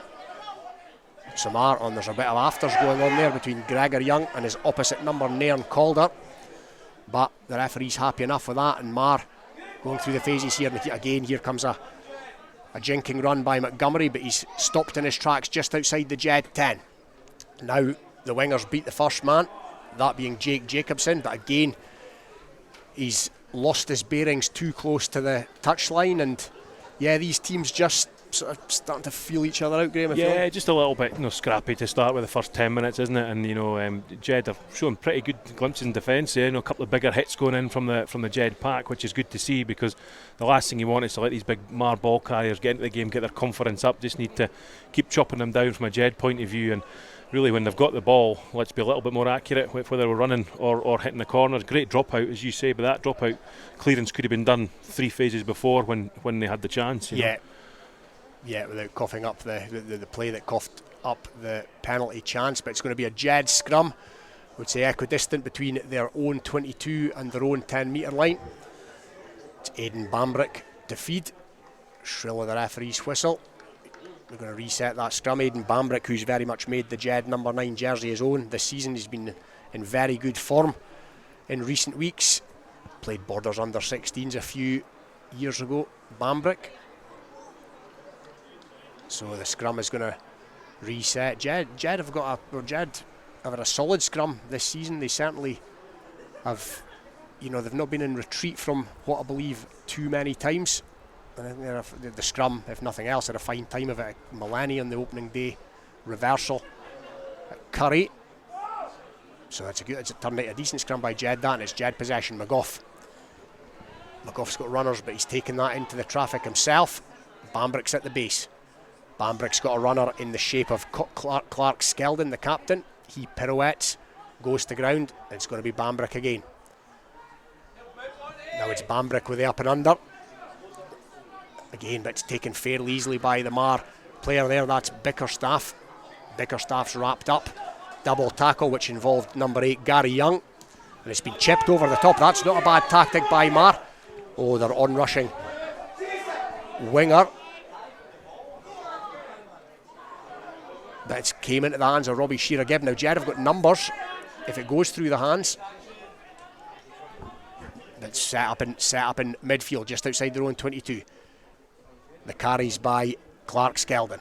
Not making too much distance on that occasion, and Marr almost got over the top of that, Graham, and that's something Jed will need to watch, just securing their own ball. Yeah, absolutely. I like to see Clark Skeldon stay on his feet a little bit longer, have that fight to stay on your feet, let your support have time to get there in behind, but that could have gone either way. The Marr man looked pretty good on the jackal there. Yeah, wasn't the most support for the captain there, as McGough sends it to the touchline. He's not made a bad fist of that, actually. He's taken play into the Marr half, 3 or 4 metres or so it's going to be the third line out of the afternoon for Jed.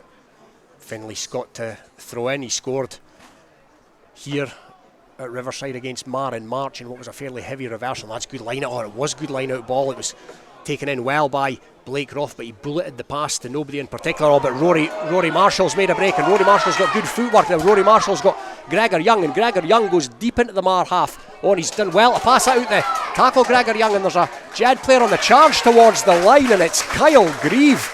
And Jed, Graham, have gone fully 50 metres there. Superb try, Robin. Great break from his little quick feet. That deft feet from Rory Marshall through the middle, and as your good centre partner should be on your shoulder, and Gregor Young took it deep into 22, and great support from the young back row, Grieve, and got himself in, but there's a little scuffle under the post here.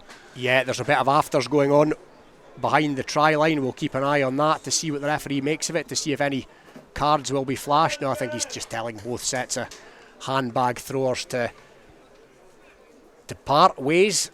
So Jed are heading back, but yeah, that'll, Kyle Grieve's a young player, and that'll give him that's a massive feather in his cap. Yeah, brilliant. That's what you want from your back row forwards, right on the heels of your runners, and superb try, great try for Jed. I was just going to say before that, I'd like to see from first phase, let's get on the gain line a bit more and let's carry a bit more in their face, and it's exactly what Rory Marshall did, and look at the rewards he got. Yeah, Rory Marshall, what a servant he has been over the years, and he's not particularly old, man, Rory. But that was a fine break there, some lovely footwork, and as you say, Graham, he had his on-rushing centre partner Gregor Young, and he needs no second invitation to pin the ears back, and he found the youngster Kyle Grieve, who still had the thick end of 22 metres to run, so a good turn of pace by the youngster. The referee is indeed now having a chat with the two captains, Colin Sturgeon of Marr, Clark Skeldon of Jed. I think just telling them to go back to their respective teams and calm their emotions.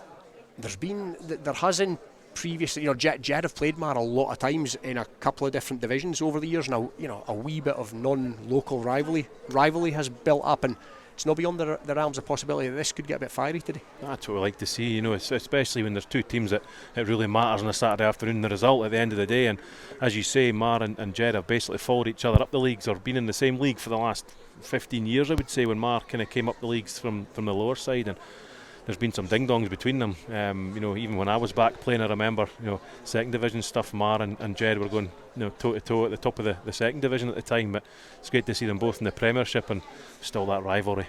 Yeah, now that the referee's made his feelings known to the captains, it's going to be that man, the goal-kicking hooker Finlay Scott, to attempt the conversion, of which he makes no mistake, Finlay Scott. So a penalty and a conversion to his name. That takes the score out to Jedforest 10, Marr 3, 13 or so minutes gone in what is now a sun-baked Riverside. And Callum Ingalls, this young standoff gets things back underway. There's a Jed player coming forward to take that, and it's Young, Gary Young. Bambrick again at the base of that. Now will they employ a different tactic this time, Jed? It's been given to Finlay Scott to truck up, and he does exactly that. Bambrick again. For hands there for Jed, and they're a man over. They're a couple of men over actually. Mason Cullen was loitering with intent on the wing, but it's taken play up to their own 10-metre line. Now here comes the prop, Harry Meadows. His first contribution of the afternoon is Jai McGough puts boot to ball and sends it down the park, but to a Marr player who had plenty of time, and he's put an up and under up the Marr player, which was, I think, knocked on. It's a loose play by Jed here, trying to take that Marr kick in, and but they've been let off cheaply. That was a cheap Marr penalty to give away, and that gives Jed a wee bit of breathing space. And just what was it all a bit of a guddle, Graham? Just a bit of a guddle, kind of 3 or 4 phases there, Robin, exactly. I mean, it was a blatant penalty there from Montgomery. You've got to release the man once you've tackled him. You can't just lie there, so easy decision for referee. But Jed, for me, they get 10-3 up, and their kicking game is the one that's letting them down here, Robin. Yeah, and it's very much let them down there, Graham, because they've missed touch with a penalty. They missed touch by a long way into the arms of Callum Ingalls, so that gives Marr the chance to attack centre field on the halfway line, and that's half a break by the Marr player there before he was wrapped up. McGough and Rory Marshall with the defensive duties there. Now it's out to Bickerstaff. It's 243rd game for Marr this afternoon. Scott Bickerstaff, no less. His brother Connor, of course, not playing today. They've worked in tandem so often over the years, a potent partnership, the brothers. But here come Marr again. That was a decent tackle, and it needed to be by Blake Roth, because there was half a gap there for Marr. Now through the hands of the hooker Cullen McMillan, and it's this winger Jacobson. So here come Marr again. They're up to the Jed 22 now. Craig Miller, he played in the final back in April against Curry, the Premiership playoff final. There's a runner coming at pace here, and it's Montgomery. Scored in that game, Montgomery.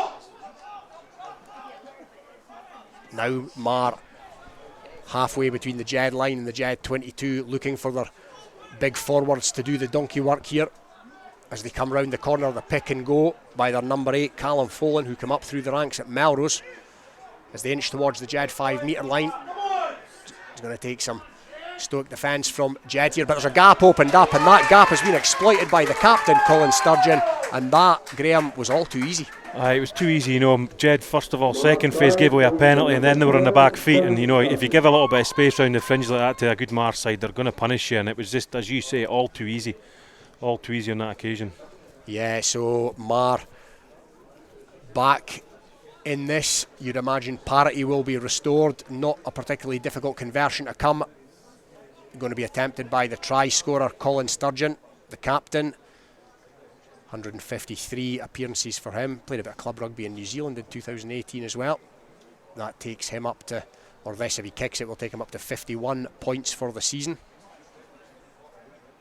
He's the head of rugby at Marr College, so there's a great bit of work about the place over there at Troon as he begins his run up. And he's made no mistake on this occasion, so that draws things level here at Riverside. It's Jedforest 10, Marr 10, 17 minutes on the clock, and we struggle to pick a winner on this one. Yeah, it's a good start for a neutral, but you'd like to, Jed go 10-3 up, and they win the kick-off cleanly, and then 2 poor kicks, you would say, one from McGough, and then Lewis Young missing the penalty for touch to relieve a bit of pressure, and that's really where the 7 points came from. Yeah, as you say, not the best start with a boot from Jed so far, and that's a really good kick by Marr, which sent it the Jed 22 into touch, and Shearer Gibbs taking it to himself, a quick line to himself, and he fumbled it a bit, but it came back to him via the fullback Young, and Shearer Gibbs actually done pretty well there to steal 7 or 8 metres, which takes it outside the 22, and Jed have got numbers here on the stand side. Meadow with the soft hands. Now it's into the hands of Clark Skeldon, and he helps himself at 3 or 4 metres, which takes things over the Jed 22. Now here come the runners in support. It's Sivan style. Pop out the contact, and Jed have done well to maintain possession there. That was a gamble at best.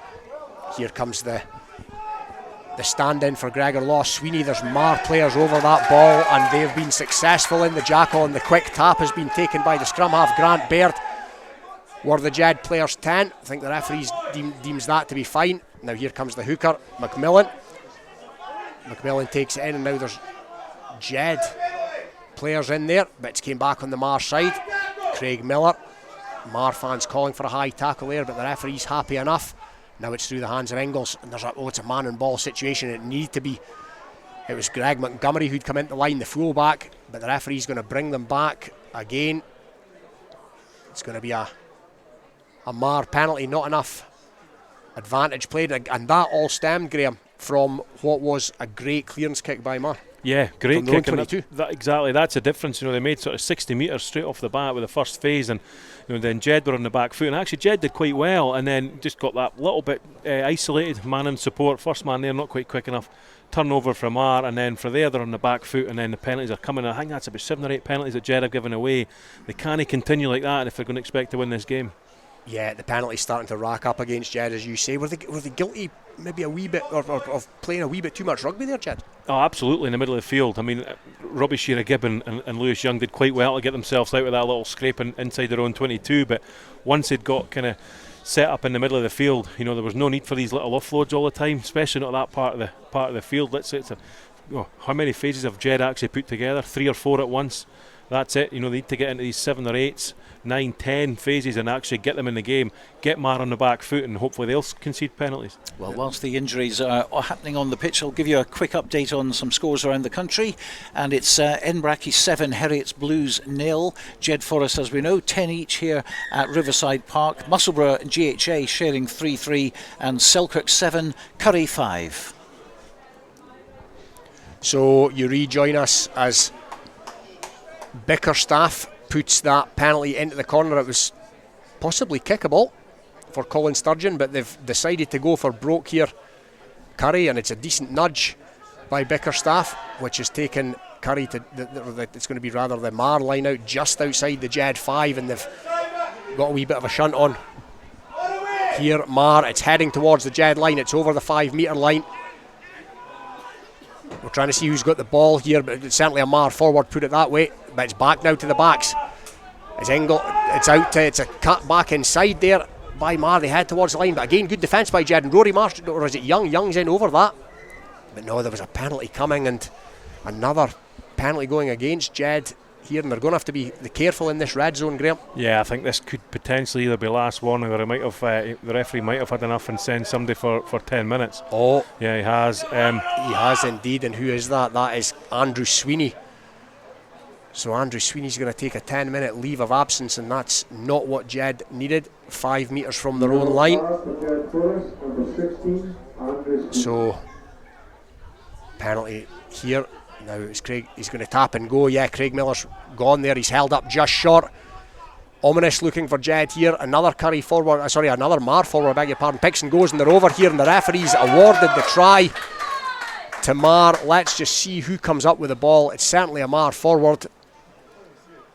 Couple of quick fire tries for Marr there. When he turns round, we will see his number, but yeah, that was coming, Graham. It was coming, Jed. To be fair to Sweeney, if he'd not given away that penalty and yellow card, I think Marr would have taken it over, in the phase before that anyway. But it's always difficult as a forward not to try and collapse that and give away a try. But we talked about it before the game. Marr, a pretty settled big pack, and if Jed let them make yards like that, it's going to be a long afternoon. But by no means Jed out of this. 15-10 kick to come, but they just need to get some territory back. If all the game's been in the middle of the field or down in the Jed half, which we need to try and get that turned round. Yeah, and it stemmed from a quick tap penalty and a couple of, or the initial carry and a couple of other trundles, and they fell over the line. That one's been chalked up to Ross Brockett, the second row, on only his second appearance for Marr, as the conversion comes, and the conversion is good by Sturgeon. So that takes the score to Jedforest 10, Marr 17, 23 minutes gone in this first half on what is a glorious afternoon here at Riverside. It's going to be Lewis Young to get things back underway. Young, that's taken in by the try scorer Brockett. He's going to set that up. Now here it comes again, Miller, who took the tap penalty, the prop Craig Miller. He's put himself about so far.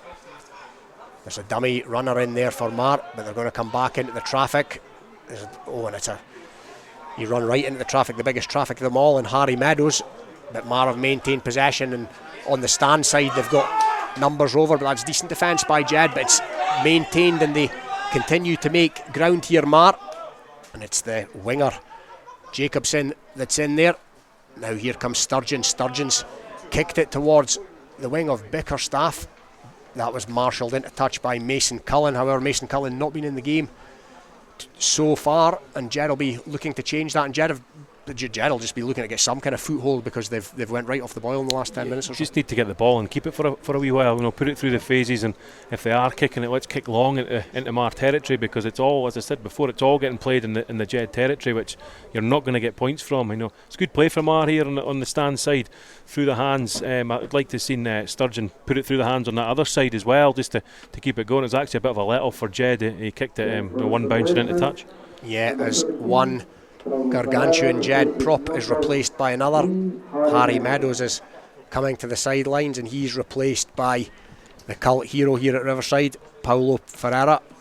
Big P as they refer to him in these parts. 5 tries to his name already this season, and 11 league tries no less last season, Graham. That's quite the strike rate for a prop. That's a great strike. I didn't know that, Rob. That's a great strike rate for a prop. Good on the big fella. Yeah, combined yardage of 20 metres them all, but it's a Jed line and it's taken in cleanly at the tail. So Jed looking to mount something here, but a bit of indecision by McGough, and he has to take it into the traffic, but it's going to come back to Bambrick nonetheless. So Skeldon with a carry, wins the collision, Skeldon, but Jed still in their own half here. Now it's Gary Young again, makes a metre or so, but Jed centre field not going anywhere particularly fast here at the moment, but it's out to Young. Now this is better from Jed. Young to Young, and there's space opened up. For that was Lewis Young, so that's taken Jed into the Marr half. Now here comes McGough again. He dummies and he freed the hands. McGough, he didn't have a runner, or it was on there, but he's done enough to win his team a penalty, which is going to be centre field, halfway between the Marr 10 metre line and the halfway line. You'd imagine Jed will put this down the touchline. I would say it's out of the range of the goal kickers, but the kicking from hands not been particularly clever. No, Lewis just needs to make sure he finds touch here and get a bit platform for Jed. It was much better phases there from Jed.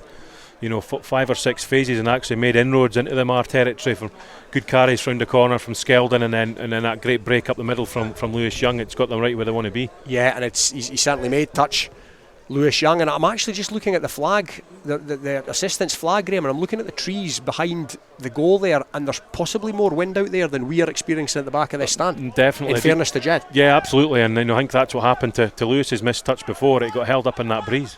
Oh, but they've lost the line out, Jed. Great bit of snaffling there by the Marr player, but there's been an infringement. It was Callum Steele, the Marr flanker, who got up at the front of the line out and got his mitt to that and palmed it back on his side, but something's gone wrong in there somewhere, so it's going to be a Jed penalty on the 22, and Lewis Young has stepped forward again, and Young's nudged that down towards the 5 metre line. So a great attacking platform for Jed here. Yeah, great attacking platform. It's got the big fella Ferreira's name written all over this from close range, surely, for his 6th try this season. Yeah, well, this is his modus operandi anyway, that is for sure. And what Marr potentially know this is coming, but knowing it's coming and doing something about it are two completely different things. So let's see what happens. It's taken cleanly. Oh no, curse of the commentator, they put it out to the backs. What do we know? It was beautifully taken in the line out by Blake Rough. So they fooled everybody, me included. But here comes the big man now, and that's a collision victory for him in the shadow of the Marr posts. Jed inching forward now, and a gap has appeared. Are Jed over under the posts? No, it's held up just short. The forwards doing some good work in there. They'll look to keep it tight, and somebody's inched round the side of the post. What's the referee said there? He's not going to give the try, but he's coming back for a penalty. That looked Oh, the referee's a lot closer than us, Graham, but... Yeah, but I think this side touch judge is coming over. I think he maybe saw it. It looked a try from here. I know we're 50 yards away, but it looked a try, Robin. The referee's going to have a word with Sturgeon, the Marr captain. Scoreline remains here, Jedforest 10, Marr 17, around half an hour gone. So the try, it does not look like the try is going to be awarded. No, so it's a Jed penalty. Are Jed going to pick and go? Yes, they are. And Ferreira goes, but Ferreira's met well by the Marr forwards on that occasion. It's out the Jed backs. Now there's a man over here. It's Shearer Gibb. Is Shearer Gibb in? He is indeed. Yes, and the referee awards it, and just when we thought it was going to be put up the jumper, they go wide, Graham, and Shearer Gibb's in. Yeah, good on them. Great finish for Robbie Shearer Gibb in the corner there. Really had no right to score, and did what the good modern wingers do these days, and get their feet and body airborne and get the ball touched down over. But much better from Jed. We talked about it, basically done exactly what we said they needed to do. Kept the ball, kept running through the phases, kicked well into the corner, and that's what happens. Get the reward. The important thing is here, next 5 minutes for Jed. Let's get the ball and let's do it again, rather than letting Marr back into the game like the last time. Yeah, and it's that thing that you kept referring to 10, 15 minutes ago. It's territory. It's absolutely territory. If Jed have territory, then it's theirs to do with what they want. Yeah, they're not coughing the ball up like they were either. They're keeping hold of the ball. Their forwards are carrying well, and they picked the right time there. Lewis Young was screaming for it out this left-hand side, and one pass to Robbie Shearer Gibb, and he's into the corner. Yeah, he knows the way. He knows his way to the line. Robbie Shearer Gibb, been a try scorer for many, many seasons now. A great servant to Jed, the ex-Melrose man, as hooker Finlay Scott lines up this tricky conversion. I think he's tugged that to the left. We've lost it in the air, but yes, he's tugged that to the left. So Jedforest 15, Marr 17, 2 tries apiece here at Riverside, where 6 in the Tenants Premiership play 7th. And it's as close as the table would suggest. Yeah, it is, and it's it's two good sides here this afternoon. There's penalties galore, but every time each team's got into each other's territory, they've come away with something. Yeah, it's been kicked off, and that's another poor punt by Jed into the grateful hands of Greg Montgomery. So Greg Montgomery, but he's been well met by Jed, but it's territory being conceded with another poor kick from hand. The scrum half hand, Grant Baird Rather's in there to his hooker, Curran McMillan, the ex-Kilmarnock and British Army man. So Marr now with a chance to build through centre near Calder. Again, the Marr fans call for slightly high challenge, and the referee agrees on that occasion. So a free play for Marr here as they look to build just inside the Jed 10 metre line. It's the try scorer, Ross Brockett, steals another metre or so. Baird again, this time Engels knows he's got a free play. The grubber ricocheted back into his hands, so the referee's happy for advantage to continue, but no, he's going to pull them back for what looks to be enough. Yeah, some of the Jed contingent not best pleased by that decision. Ex-Jed coach Alan Goodfellow just in front of us here in the stand, not particularly enamoured, but it's going to be a penalty to Marr, no matter what Mr. Goodfellow makes of it. And again, they're going to put it, Sturgeon's going to pass up the opportunity to go for the posts, and it's going to be Scott Bickerstaff to go towards the touchline.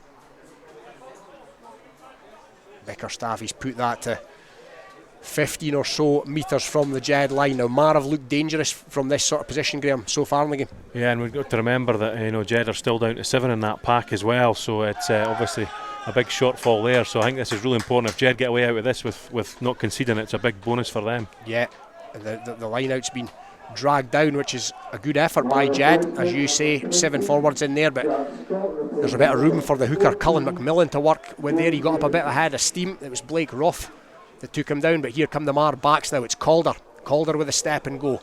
He's hit hard in the tackle by Rory Marshall, but they come round, or they come down the narrow side. Marr, scrum half Baird takes it in, or feeds it out rather, and it's another big carry there from Ross Brockett, the new man for Marr. He's made his presence felt so far, one of the try scorers in this game. But Marr now, Jed standing off a wee bit in defence, but it was a good enough tackle by Jai McGough on the Marr runner. Again, Baird's in there. This time he feeds the prop Andrew Acton, the South African. Acton takes another metre or so, a couple of Jed players to drag him down. And again it's Brockett. Hard yards, hard work by Brockett. Now they're looking to inch their way forward through the forwards, but now it's going to come out. There's a runner here in the shape of number 8, Callum Folan. Folan's inches short of this line. It looks ominous again for Jed here. This time it's out. There's a miss pass there to number 20 who's on. That's Adam McGowan, but Adam McGowan's well wrapped up by Nate Mason Cullen. Did that go to touch? The assistant says no, so here come Marr again. Craig Miller, the prop, with his 4th or 5th carry of the game so far. Round the corner they go, towards the posts, inching infield as well as inching towards the try line. They're a metre or so short, just the Marr forwards. There's Blake Roth, that was a good tackle to drive the Marr carrier back into the ruck. But here's a runner, is he over? No, he's just short, and there's Jed players over there. Oh, and the referee deems that to have been over the line but held up, and in this day and age, Graham, with the rules as they are, that's a let-off. Well, it's not a let-off, it's good defence. Great defence for Jed. I was just going to say, I thought that was a superb defensive set for the Jed, especially the forwards. Great defence out there from Mason Cullen as well. Yeah, as we go to Stuart to go around the grounds. Okay, some updates. In fact, we can go to Hartree Mill now, where Sam Matthews is. It's Biggar against Melrose. 25 minutes played here at Hartree Mill, and the score is 10-3 to the visiting side. An early charge down from Hamish Weir and a quick offload to David Colveen resulted in the only try of the game so far. A frantic game at a high pace, and it's getting very feisty. Biggar 3, Melrose 10. Okay, the Super 6 last night, of course, Watsonians against Heriots ended up with a win for the Myerside men, 31 points to 12. But into the Premiership, it's Embrackis 14, Heriots Blues 5. Couple of tries, Jamie Soule and Cole Imrie. Into Mansfield Park, Hoyk 12, Glasgow Hawks 0. Ross Graham among the try scorers there. As you know here, it's Jedforest 15, Marr 17. Musselburgh 10, GHA 3 in the basement battle. Musselburgh getting a try from James Ferguson, and lots of things happening in Philiphaugh at the moment. Selkirk took an early lead. It's now Selkirk 10, Curry 19. Into National 1, we've just heard from Hartree Mill. It's Biggar 3, Melrose 13, Dundee 0, Ayr 8. It's GHK 22, Watsonians 0. Bit of a surprise there, 10th against 9th.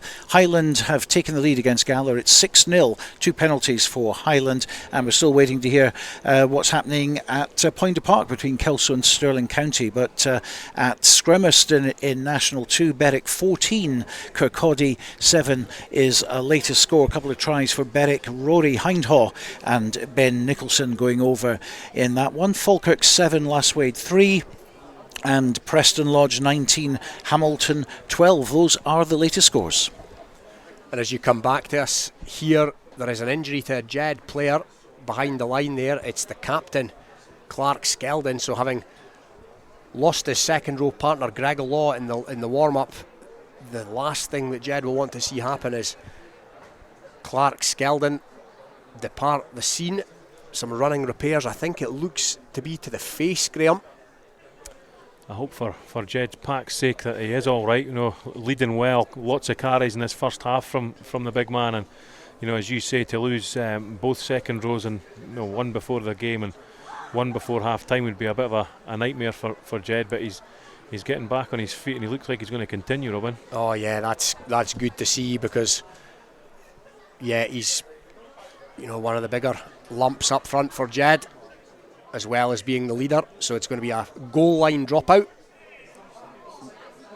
Not the best of strikes by Young. It's taken in by Marr just shy of the Jed 10 metre line, and it's now been carried right up to the Jed 22. It wasn't the most efficient chase by Jed either. So here come Marr again. Missed pass there. It was guddled and it's been fumbled into touch. It was ambitious stuff by Calabingles to stand off, and Adam McGowan couldn't take it in, and you'd have fancied Marr to build pressure there. Yeah, Marr are getting inroads into the Jed 22 when they're being direct. In the last sort of 10 minutes they've gone to this width straight away. These missed passes, big looping with missed passing, it's really not working for the Marr backline. They're far more effective when they've got their big forwards going up through the middle, and then their backs finding some space in the wide channels. Yeah, and I'd suggest that Craig Redpath, the Marr coach, agrees with you, Graham. He's most animated down there on the touchline. Great Melrose player in his day, of course, but it's a Jed scrum on their own 22. It's Marshall with a carry, takes things out with the 22, and it's going to be Bambrick at the base. Now Bambrick finds a player. It was Skeldon who's fed inside to Blake Ruff, and Blake Ruff's made 3 or 4 metres. Now here comes McGough. McGough's sold and gone again. McGough, and he's exploited half a gap as he did the last time as well. There's Marr hands in there though, and he's held on that fraction too long. And that's always the danger, Graham. You make half a break and the others don't come with you, and you don't get long in this day and age. Absolutely. It was a difficult one when your forwards are all sort of 10 yards back and you've got your backs going against backs, and then the defensive back row are getting into the game there. So you've got to make sure as a back line you're supporting your mate in. I think that'll be one thing if they're going to be working anything through the week, Jed. It's that first support man getting there a little bit quicker. Yeah, and the trusty left boot of winger Scott Bickerstaff again has sent this deep into Jed territory, so it's going to be a Marr line out 10 metres from the Jed line. The referee's going to bring that back, however, so it's going to be retaken. I don't think we were set as Marr looked to put pace on it. Now are they going to go again? No, they went to the middle, and that's very well taken in, and there's a drive coming for Marr here, and it's at the back as it inches forward. Hooker Curran McMillan has broke off. McMillan's been hit hard by the Jed player. Now can Jed get hands in there? No, it's been well recycled by Marr. Craig Miller, the prop, is the latest to trundle it up, and here's a runner coming in the shape of Bickerstaff. Now can Bickerstaff make the line? No, Bickerstaff's been held up. He's got Nairn Calder there for company. The referee again is going to bring it back for another Marr penalty, this time for a high challenge, and this is literally under the post. Graham, what would you do here? I would kick the goal just before half time if I was the Marr captain, Colin Sturgeon, but no, they're going to tap and go here, Robin. They are. They're going for the 7 points. These modern day players, Graham. Oh, is he going to reach over there? Oh no, he's held up just short, but no, they're over, and the try has been awarded. They look dangerous from this position. And it's the South African prop, Andrew Acton, who emerges from the base of that melee. And that puts a wee bit of daylight between Jed and Marr here. That takes the scoreline to Jed 15, Marr 22, with a reasonably straightforward kick to come, and know what Jed wanted on what was probably the stroke of half time, Graham. No, it's the worst time to concede, isn't it? Just before half time there, and Jed had worked hard to get themselves back into the game, only 17-15 down, and we'd have been quite happy to go in, with the wind at their back second half, a 2-point deficit, but unfortunately Marr have scored probably going to be a 7-pointer here, and that changes the whole complex of this game. So as we await the kick, Sturgeon, he makes no mistakes, the flags go up. No, there's still life in this first half yet, but it's Jed 15, Marr 24 as we approach the dying embers of the first stanza here at Riverside. And again, Jed needs some territory. They got a bit of territory, they did some good stuff with it, but they've not had any for a while. No, absolutely. Marr have kind of got the stronghold in the game over the last 10 minutes, certainly, and Jed need to get the ball back. Yeah, Cameron Young, the blindside flanker, was the recipient of the kick-off. Now Jed have driven over the resulting ruck, but it's going to come back on the Marr side nonetheless, and the scrum half Baird puts it into the box, and Young's under it. Lewis Young, he feeds to Robbie Shearer-Gibb. Now Robbie Shearer-Gibb's seen a bit of space, and he takes it back into the Marr half before he's taken down. Oh, and Young tried to pick up and go there, run into his own player, but the referee has now had enough of this first half, and we're going to go in Jedforest 15, Marr 24, and give us your thoughts, Graham. I think Jed, when they've had the ball and kept hold of the ball and worked it well through the phases, they've been very, very effective. I think the disappointing thing from a Jed point of view will probably be the kicking game on the whole. They've kicked pretty aimlessly from their own half. I think they've not found any space, they've not found any real territory in the Marr half, and I think that's the difference in it. And if you look from a Jed coaching point of view, they've given away 10, 11, maybe even 12 penalties, which for a half, at this level in the Premiership, it's just too many. And you're not going to be winning games if you give away double figures and a half.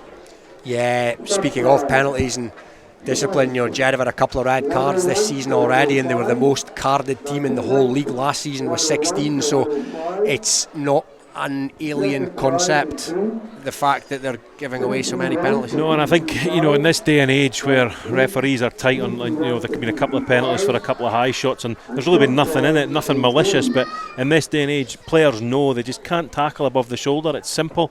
So they've got to sort of drum that into themselves and keep these tackles low. But for me, I think young Kyle Grieve has been excellent. I think he'll have made nearly double figures tackles and all nice low chops. Really effective low chops, and he's abrasive in that tackle as well. And that's where these guys all get joy. And you're not going to give away a penalty if you tackle around the hips like that. It's that's the effective way to tackle now. Yeah, and it gives if you've got a half decent jackler in the team as well, and they're on the scene, then you've got every chance of coming up with a possession. But yeah, is it we spoke a wee bit earlier on, and it looks like it's maybe died a wee bit, if anything, the wind that we don't really feel at the back of the stand here. Is it a 9-10 point wind? I don't think it is, to be perfectly honest, but I hope for Jed's sake it is. They'll certainly have the elements at their back for the second half, playing down towards that Kelso end.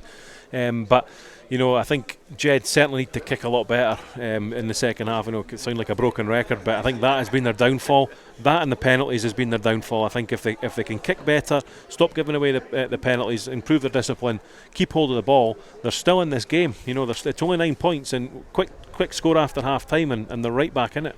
Yeah, and we spoke right at the start about how Gregor Law clearly got injured. What looks like a very painful injury in the warm-up, and you've played an awful lot of games of rugby. Tell us whether that does or doesn't disrupt things. It must to an extent. Oh, absolutely, especially when it's a sort of talisman in the forward pack there, and pivotal to your line-out ball as well. And you've trained all week, with that man in the middle of your line-out, in the middle of your scrum.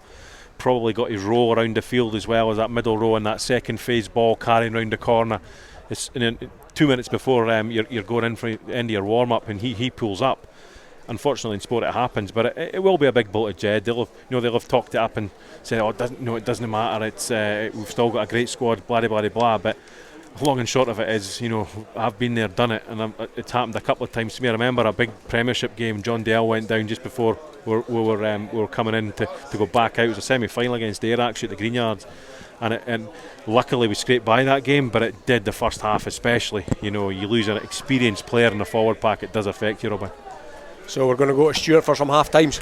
Yes, welcome to this part of the programme where we have a look at the half times. And how about this one? Edinburgh Accies 14, league leaders, Heriot's 19, and they're in 9th place. So it just shows you what derbies can do. Edinburgh 14, Edinburgh Accies 14, Heriot's 19. It's half time at Mansfield Park, 19-7, Hoyk leading that one. Another match which is having the Bill McLaren Shield up for grabs. Here it's Jedforest 15, it's Marr 24, Musselburgh 20, GHA 3, you can say that's a bit of a surprise, and Selkirk, the latest score we have is Selkirk 10, Curry 19. International 1, half time at Rubislaw, it's 7-0 to Aberdeen against Stumel.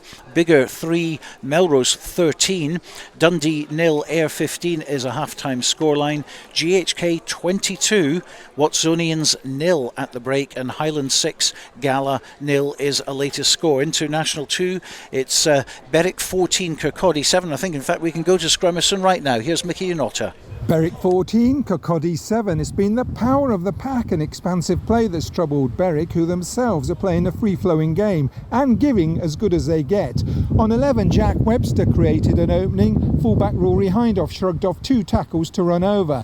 It was backs to the wall defending on their line for Berwick. Dale Turner eventually went over on 20 minutes. Finlay Smith with a lengthy conversion.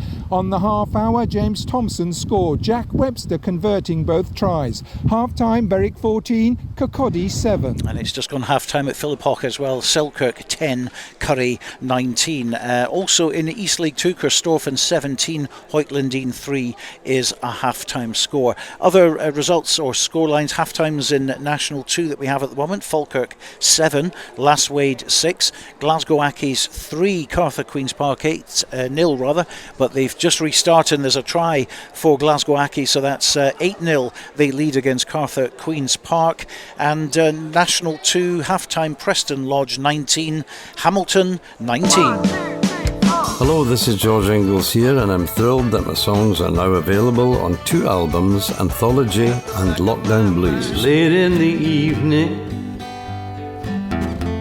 she's wondering what clothes to wear. Both available on iTunes to download and stream. I am the train, been gone since 69. George Ingles Anthology and Lockdown Blues. Check them out now on iTunes and other digital sites. To commemorate the 7th anniversary of the opening of the Borders Railway, an 8 DVD box set is now available featuring the complete series Borders Railway from start to finish, plus the full hour-and-a-half documentary 5 Years On, which examines the possibility of an extension to Carlisle, plus extra features including a cab journey along the entire Borders Railway, all for the special price of just £14.99, including post and packing. You can get your copy direct from hotdisc.co.uk/shop. That's hotdisc.co.uk/shop. The 8 DVD box set, The Complete Borders Railway, is available now. Hi, Nicky Walker here, Curriculum Learning Manager for Sports and Outdoor Activities at Borders College. Have you ever considered turning your passion for sport into a rewarding career? If so, then why not get in touch at borderscollege.ac.uk/sport. Borders College, regionally focused, globally engaged. Based in Galashiels but covering the whole region and beyond, Borders Mortgage Hub is your one-stop shop for all things mortgage related in the Borders. Visit us at bordersmortgagehub.com or call us on 01896 807 008. That's 01896 807 008. Borders Mortgage Hub. Mortgages for the Borders in the Borders. When the weather's dreich and a storm's a brewing, you need a strong, windproof, quality umbrella delivered with good old-fashioned customer service and at an affordable price. Up here in Umbrella Heaven, we say you tackle the ball, we'll tackle the weather. UmbrellaHeaven.com. Brave the storm. This is Borders Rugby Special on Borders Rugby Radio. And I think we can go to, I'm not quite sure whether it's Hartree Mill or Mansfield Park, but someone's there waiting for a half-time. Half-time at Mansfield Park, Hoyk 19, Glasgow Hawks 7. Hoyk's control of the game for most of the first half brought them tries by Andrew Mitchell and Ross Graham, and one conversion from Kirk Ford.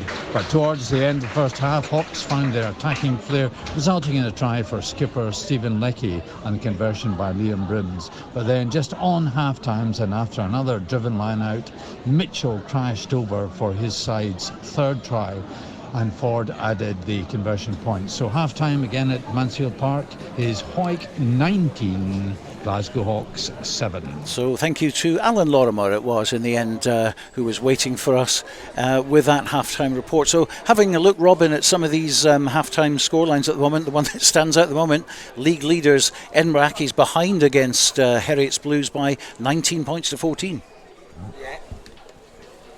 Yeah, well, what do I know, Stuart? I called that as a fairly routine home win.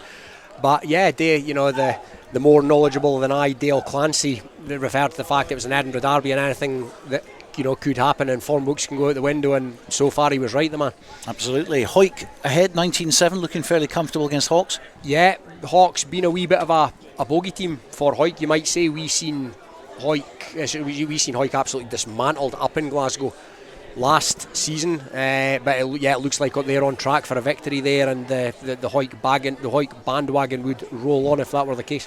And Musselburgh ahead against GHA 20 points to 3, tries by James Ferguson and Tom Foley amongst them as well. And I mean, GHA no mugs at all, scored a lot against GHA, but behind against Musselburgh, who of course have scored some try bonuses. Yeah, I think Musselburgh will absolutely have targeted this one on the fixture list, and rightly so. They very much need a win from someone. It looks at this stage like it's going to come today. James Ferguson's a good player, I like him, good 15s, good 7s, and yeah, Musselburgh appear to be in a good place this afternoon. Okay, well, the team's just beginning to come out again. Marr very keen. They were keen at the start. They're keen at half-time as well. They've got the lead here at Riverside Park. It's 24 points to 15. Let's hand you back to our commentary team for today. It's Graham Dodds and Robin Purdy.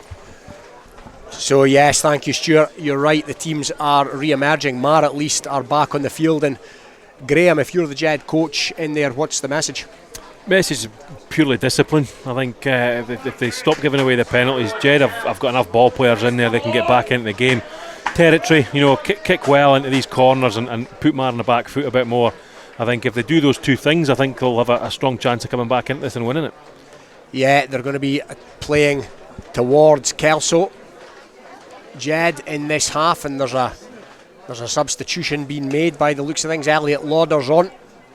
Not entirely sure who for as things currently stand, but Lauder is on the field, and it's going to be Jed to kick off this second half. 15 points to 24 down against a Marr team who you have to say were clinical in the first half, but we are underway in the second, and Jed have gone long with that. It's been taken in by Marr in their own 22.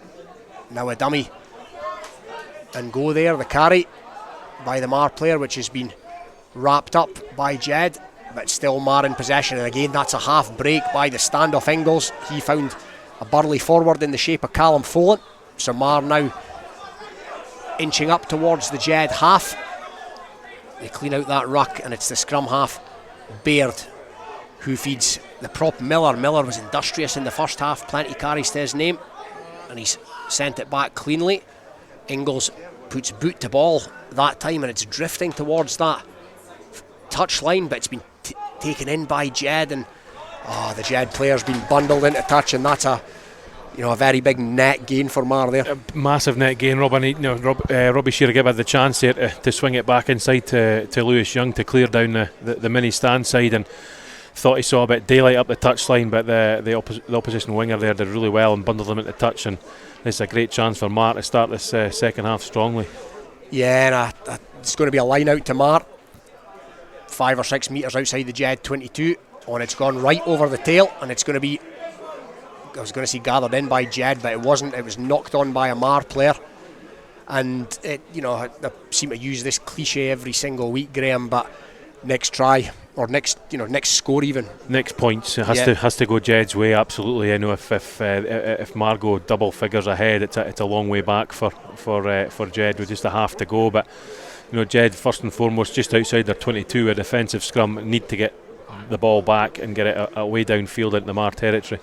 Yeah, and I would go as far as to say the flags are not blowing as strongly as they were in the first half here at Riverside, which would have been a wind at Jed's back. So here come Jed. They've won that scrum, and it's shipped out the backs to Young. Young, the fullback, Lewis Young, comes back inside, but he's met well there by the Marr standoff Callum Ingles, and Marr are counter-rucking that as well for good measure. McGough thinks he sees a gap and goes again, but he's wrapped up, but illegally so that's a let-off for Jed. They weren't moving particularly far up the field there. The penalty's going to give them a chance to gain some territory, and it's the first kick from hand, Graham, of this first half, and it's safe enough. Safe for Lewis. There was no need to go for extra length there. They just had to get it off the field, and they're into the Marr territory with a line out to come. But for me, it's going to be a territory game this second half, and trying to go wide from a first phase ball out on their own 22, it's a wee bit risky at this stage of the game. Let's get the ball down the field, force them into mistakes, and hopefully Jed can build, but they have to build in the right places in the field. Exactly that, and again, it looked for all the world the line it was going to go into the hands of Blake Rough, but a big Marr hand got fingertips to it and palmed it back, but it's been palmed straight back into touch, so it's going to be another Jed line out, 5 metres forward from where the last one was. Finlay Scott will be looking to hit his man cleanly this time. Blake Rough's a good source of ball in the middle, but this time it goes to Skeldon at the tail. Skeldon, clean ball to Bambrick off the top. Now here comes Gregor Young.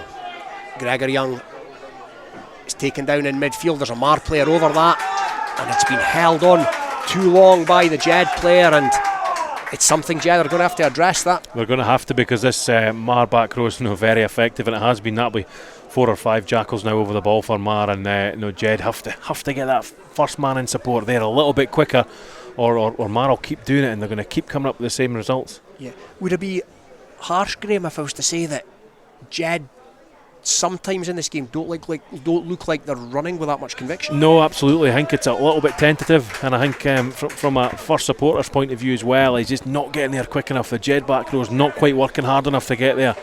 And yeah, when you see the Marr forwards carrying around the corner, they're really carrying with conviction. You're not quite getting that from the Jed pack.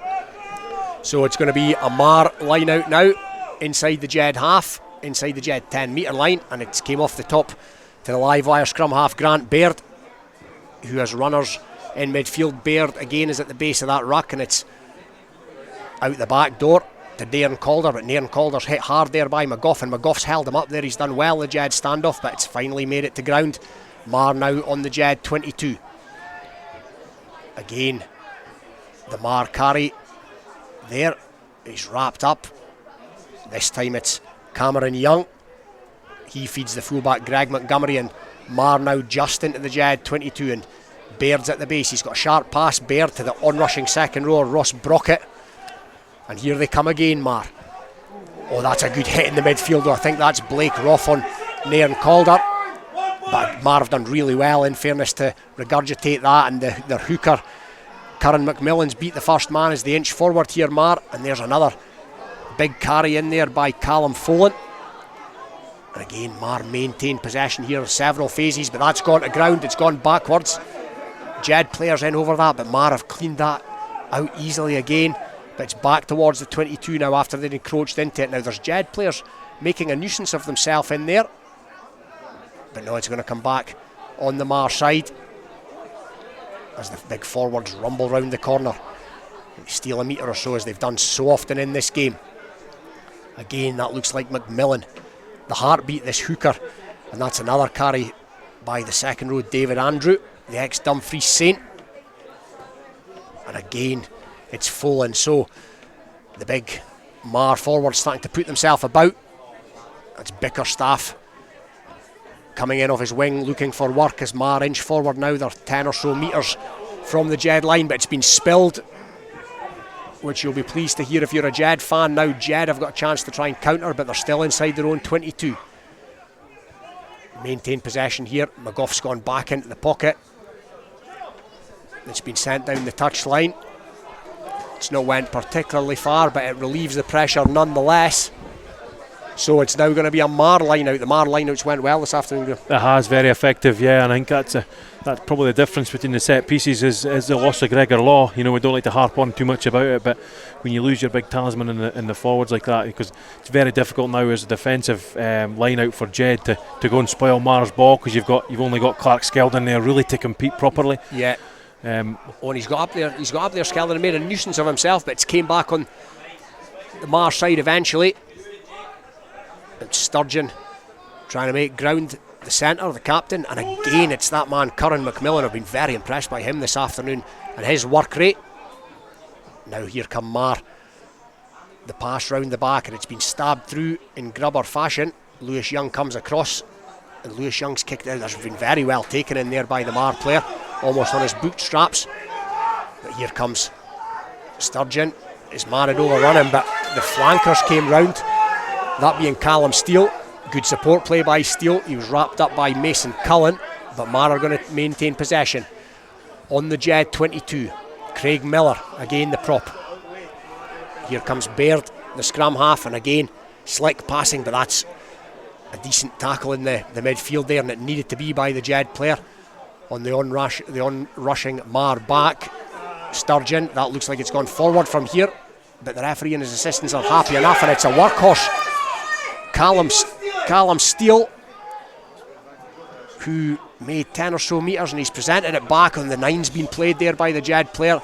That was one of the young twins who's played. There's another penalty coming, and it could be more, as Marr now 5 metres from the Jed line. The big forwards look to be keeping it tight at this stage. They're going to pick and go here. Again, I think that's McMillan in there.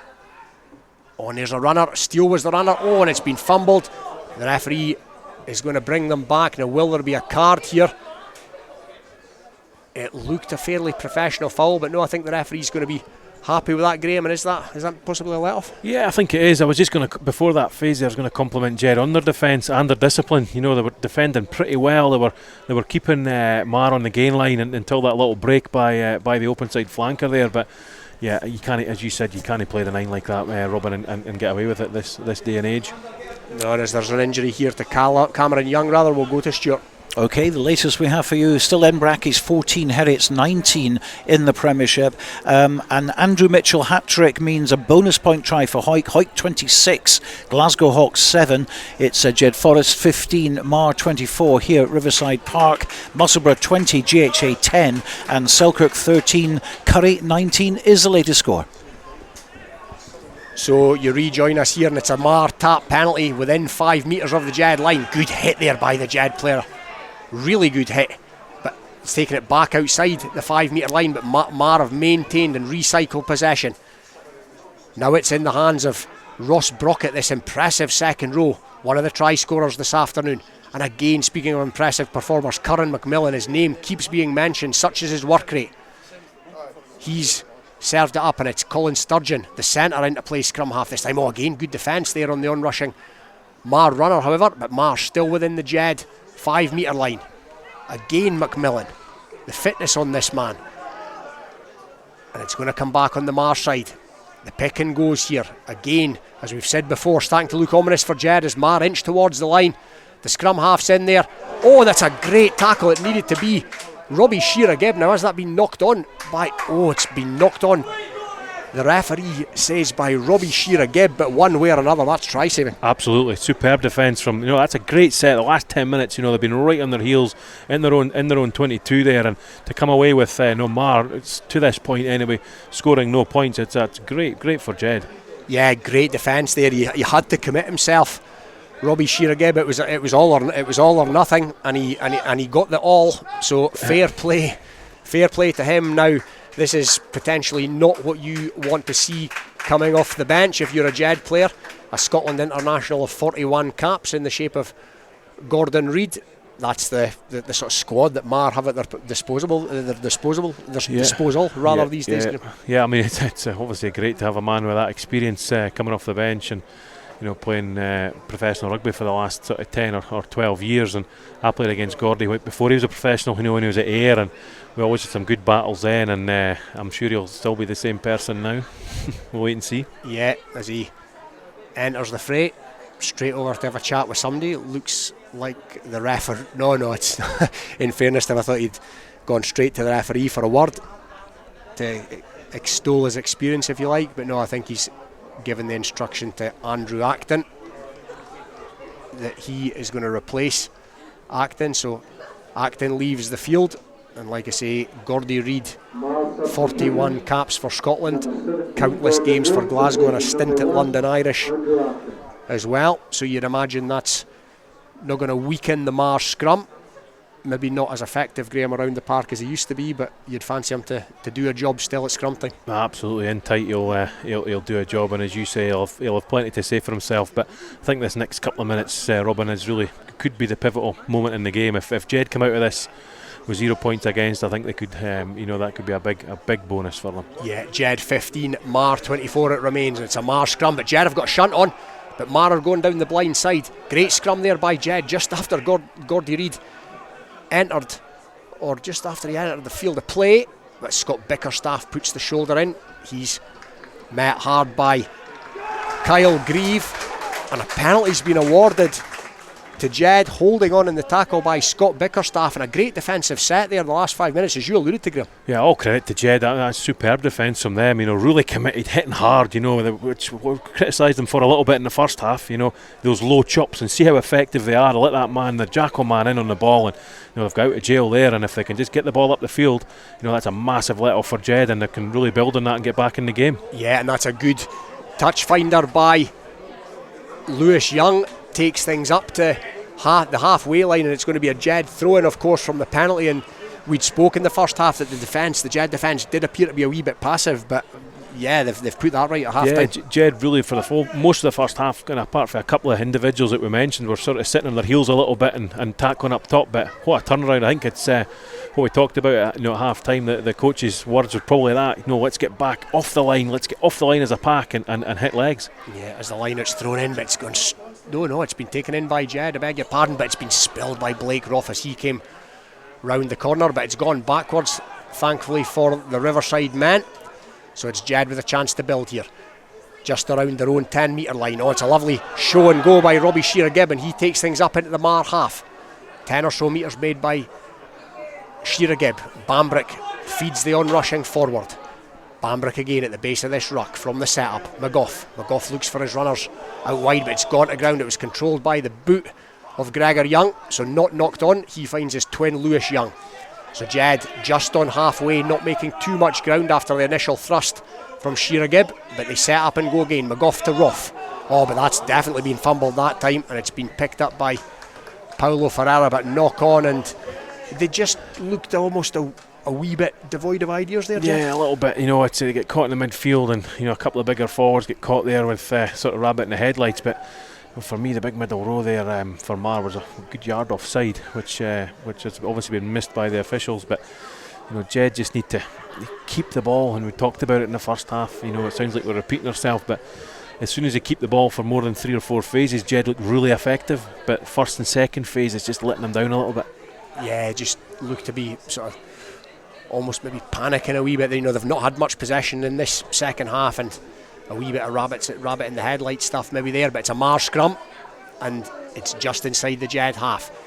It was the old wrap around from the scrum half Grant Baird, and it's been put out to Scott Bickerstaff. Oh, Young was in there. Did that go forward? No, it's came back, and it's the willing runner David Andrew, the second row, the latest Marr forward to take it up. Here comes another one. That's Callum Folan on his 8th appearance, the ex-Cartha and Melrose man. Now it's Sturgeon, and there's 2 players down here. That looks to be a head injury. The referee might need to have a look at this. He's going to award a penalty, but it looks like Elliot Lauder's taking a bang, and either way it's going to be a penalty to Marr. We're going to go to Stuart for some more scores. Yeah, latest we have is still Edinburgh Accies trailing at home at Rayburn Place to Heriots Blues, who are in 9th place. Don't forget, out of the 10 Edinburgh Accies table toppers at the moment, but losing 14-19. Hawick 26, Glasgow Hawks 12. Glasgow Hawks pulling a try back there. Don't forget, Andrew Mitchell has already scored a hat-trick. Ross Graham getting the other one, so a try bonus at Mansfield Park. Jedforest 15, Marr 24 here at Riverside Park. Musselburgh 20, GHA 10. Selkirk 13, Curry 22. Into National 1, Aberdeen 12, Stewmel 0. Aberdeen looking for their first win of the season. And Biggar 8, Melrose 20. So Marr have decided not to go for the post with a penalty. There are 3 tries in the bag so far, Marr, so a bonus point try potentially on the mind. Has that gone too far? No, it's not. It's a great kick to 7-8 metres from the Jed line. So Graham, Jed are going to need another defensive set like the most recent one. Yeah, this is massive. This is massive for Jed. Fully intent there, Marr. They're going for this 4th try, and they're going to try and stretch this game out now. And they've done the initial part, which is to win the line out. It was David Andrew that was up there, the second row, and it's one of the flankers is broken away. That's Callum Steele. He's been industrious in this second half, and he takes it to 2 metres from the Jed line. Was there a fumble in there? No, there wasn't. The referee's happy enough with it. So here come Marr over. They're a metre or so short, if that. Here they come again. Oh no, they've definitely been held up on that occasion. And again, it's the hooker, McMillan, inches from the Jed line. Grant Baird, the scrum half, he feeds David Andrew.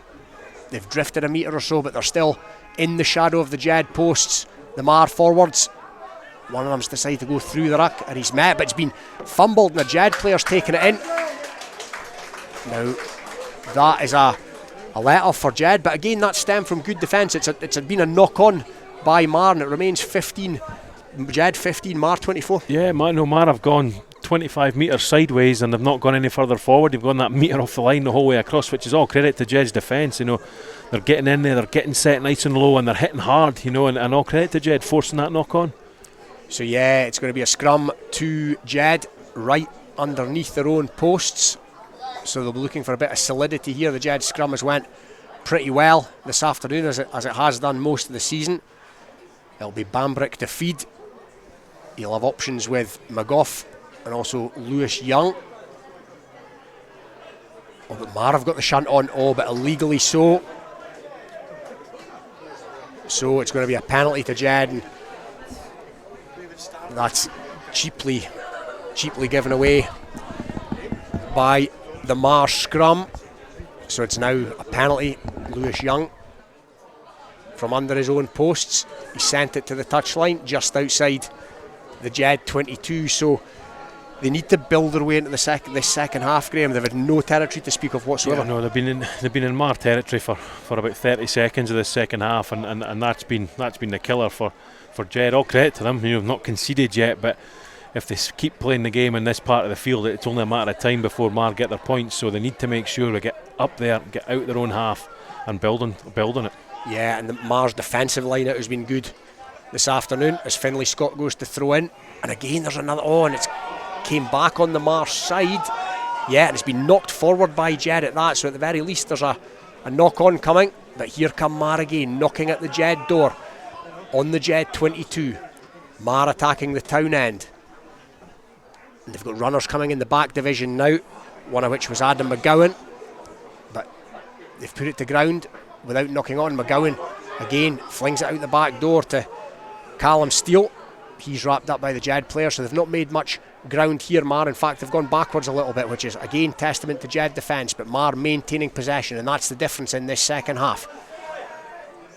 Again, Jed defending manfully there. Baird has a snipe, as is his wont as a scrum half. He sets it back now for the forwards, who will try and steal those vital inches, but they've stolen a bit more than that there. They've stolen a metre or two. So again, it's Steele who's been ever prominent in this second half after maybe a quiet half in the first half by his standards. He's been wrapped up there. Will he get it to ground? Yes, he will, but has he got... No. Again, good defence by Jed, and they're going to get a scrum just inside their own 22, but you feel, Graham, there's only so much of this that Jed can withstand. It's just pure pressure, Robin, isn't it? And as you say, it's going to give at some point. Jed are having to work so hard in defence, and you know yourself from playing it's much harder to defend on the body than it is attacking. So it's going to be taken out of these Jed boys. And if they have to keep defending like this, they're going to tire really badly in the last 10 minutes of this game. And if they're trying to chase it, if they're still behind at that stage, it's going to be very difficult for them. They've got to win this set piece. He's got to win this scrum here. The last line out didn't go to plan. It's difficult for Big Clark Skeldon to call the line outs, because he can't call it to himself every time, with obviously Gregor Law not being there, but at the same time he's maybe not got the personnel round about him to go elsewhere, so it's a really tricky one for them. But they've got to maybe try and simplify it a little bit and just get it in, get the hooker there early, get a pod of three there early, and just hit him quickly before Marr's set. That might be the way to get out of this. Yeah, and what doesn't help is there's at least three lighthouses in that Marr forward pack. There's the 2 second rows, and there's Cameron Young, who must be all a 6'4", 6'5" as well. So they've done really, as I said earlier, they've done really, really well at the touchline this afternoon, Mark, on both sides of the ball. No, absolutely. And as you say, the difference in height, even looking across the field here, the difference in height in the two packs is massive. Over the course of the 8 boys, there'll be 5 or 6 inches in it, and that's the difference in the line out. It's not affecting Jed anywhere else on the field, but the line out's certainly an issue just now. And I think that the quicker they can get there and get the ball in and out of that line out, maybe the more effective it will be. Yeah, so it's going to be a scrum to Jed on their own 22, 7 metres in from what you'd call the wee stand side here at Riverside. It remains Jed 15, Marr 24.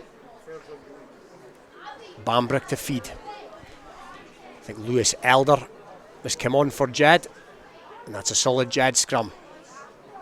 Oh, but Marr have got a bit of a shunt on, and it's been wheeled. So what's the referee going to say here? It's exactly the same scrum as under the post, Robin. When Gordy Reid got pinged for going in and birling it, and he's done exactly the same there, different area of the field, and the referee's just done it on a straight wheel. But for me, the loose heads angle is a 45 across the field. It has to be a penalty against him. Yeah, as you say, it was nigh on identical to the previous one that did result in a penalty, and it looked like Jed's scrum until that point was solid enough. They've not been in too much trouble at scrum time this afternoon, Jed. against what would appear to the naked eye to be a bigger pack. So Bambrick to feed again. Again solid by Jed. So Bambrick to Young. Young's got Sheeragib out the back door to the other Young. Now here comes Mason Cullen. Not seen too much of him. That's a great Young by... Oh, Mason Cullen's got Gregor Young inside, and Gregor Young's got Robbie Sheeragib. Oh, and he's also got Lewis Young. And Lewis Young's dropped the ball with a line at his mercy, and was that the right option? Should he have went to Sheeragib? He had to give it to Sheeragib, and it was a 3 or 4 yard pass rather than the 10-yard pass. And to be fair, his brother should still have caught it, but the easy pass was just putting Robbie Sheeragib in. He was under the sticks for his second try. Yeah, and how vital a moment could this be in the context of the game? Jed 15, Marr 24, and for all the world, Lewis Young was under the sticks. Their referees pulled them back, and we're going to go to Stuart. Yes, we can in fact go to Hartree Mill. Sam Matthews waiting for us there. It's Biggar against Melrose. 62 minutes played here at Hartree Mill. The score is 8 to Biggar and 20 to the visitors Melrose. Biggar were the latest team to score a try though, so the comeback is definitely on as momentum is with the home side. A feisty game that has seen big hit after big hit. It is really getting tense here at Hartree Mill. 62 minutes played, Biggar 8, Melrose 20. Highland have taken the lead against Gala. It's Highland 11, Gala 7, and Berwick have got the bonus point. It's Berwick 28, Kirkcaldy 12 in National 2. You rejoin us here for the Marr scrum, the result of the knock-on, the butchering, let's call it what it was, the butchering of a try there for Jed. But you have to say it was great work by Mason Cullen, a bright young prospect that his first real involvement in an attacking sense in this game. Yeah, absolutely. He had really no right to make that little half break round the outside and just committed himself to it. Gave a great offload back inside, and unfortunately between the two young brothers and Robbie Sheeragib couldn't finish it off. Yeah, and it's now Jed who've conceded a scrum penalty. So a let-off, very much a let-off for Marr there. That would have been game on and no mistake, but it's going to be a Marr penalty just inside, inches inside their own 22. The left foot of the highly experienced Scott Bickerstaff. Now that's not going to the touchline, it's fallen into the arms of this powerful youngster Mason Cullen. Cullen comes again up towards the Marr 10 metre line. Is that going to come back on the Jed side? It absolutely is. So here comes a runner for Jed. That's Gary Young, the number 8. Now it's Blake Roth. Roth puts the shoulder out, but Roth's hit hard in the midfield there by a couple of Marr defenders. Lewis Young playing at first receiver. Now Rory Marshall's found a bit of space, and Rory Marshall takes it up towards the 22. Not for the first time this afternoon. Marshall, when he gets space, he knows what to do with it. And here come Jed again. Now it's the prop, Grant Paxton. Centre field, the referee's arm is outstretched, so there's a penalty coming for Jed here at the very least. Finlay Scott's made the half break. Finlay Scott's got runners outside. Mason Cullen goes towards the corner, and Mason Cullen is in. And after his good work in the run up to what was the butchered try, Graham, he's on the score sheet himself. Yeah, superb. He deserves that. He's worked hard all afternoon. I think the first half he made 3 or 4 really vital tackles across there on that right wing of his, and he's got the rewards there, and he knew exactly where the try line was there. There was no hesitation, straight for the corner. But not only Finlay Scott's kicking the goals, but he's making the centre line breaks as well. Yeah, first of all it was Rory Marshall on the wee stand side, made the initial thrust, and it came back. You're absolutely right. To Finlay Scott showed a great bit of footwork and a great turn of pace to create the space. And you had Mason Cullen, the grateful recipient of what was a good pass as well. And Mason Cullen's always going to score there, and that's Mason Cullen's 5th try of the season. No less, the youngster who missed so much of last season with an arm injury, brought into the Southern Knights recently as well. He was in the offside line team of the week against Heriots recently as well. He's very highly thought of around these parts. So it's 20 points to 24 with a kick to come. Could be a vital kick this for Finlay Scott. Both got 3 tries now as well in the context of bonus points. There's a blow for Jed there as Gary Young appears to have left the field injured. Here comes the run-up, Finlay Scott. Struck it well, Graham. And the assistant referees like it as well. So, Jed 22, Marr 24. We've got a game on now. Absolutely game on. If you're from a Marr side, you're absolutely devastated by that. You're 7-0 down in the second half when you basically had 85% of possession. But all credit to Jed. that try came from their defence for the first 15 minutes. Yeah, they got their just rewards, and it just shows what this Jed outfit can do in an attacking sense. Everybody knows it, and Blake Ruff has taken the kick-off in, and he's went hard. Blake Ruff 2 or 3 times in this second half. He's become more prominent, and again Finlay Scott with a carry just after the assist and the conversion, so a good minute or so. And now here comes Young, Lewis Young it was, trying to go up the middle, as he's done so often over the years, Lewis Young, but it's been stolen, much to the annoyance of the Jed bench. They are not happy with that at all, but the referees deemed it to be fair, so now it's Marr on the attack. Grant Baird at the base, Marr 10 metres outside the Jed 22 now, and another carry from Ross Brockett. He's been everywhere this afternoon. Sturgeon looks for support, finds it in the shape of Scott Bickerstaff, who ran into the referee before running into some Jed players. He was hit by Paulo Ferreira, but he bounced off pinball style. And is there an injury here? What's the referee? Oh no, there's an intervention, it would appear, by Mr. Chang Lang, the assistant referee.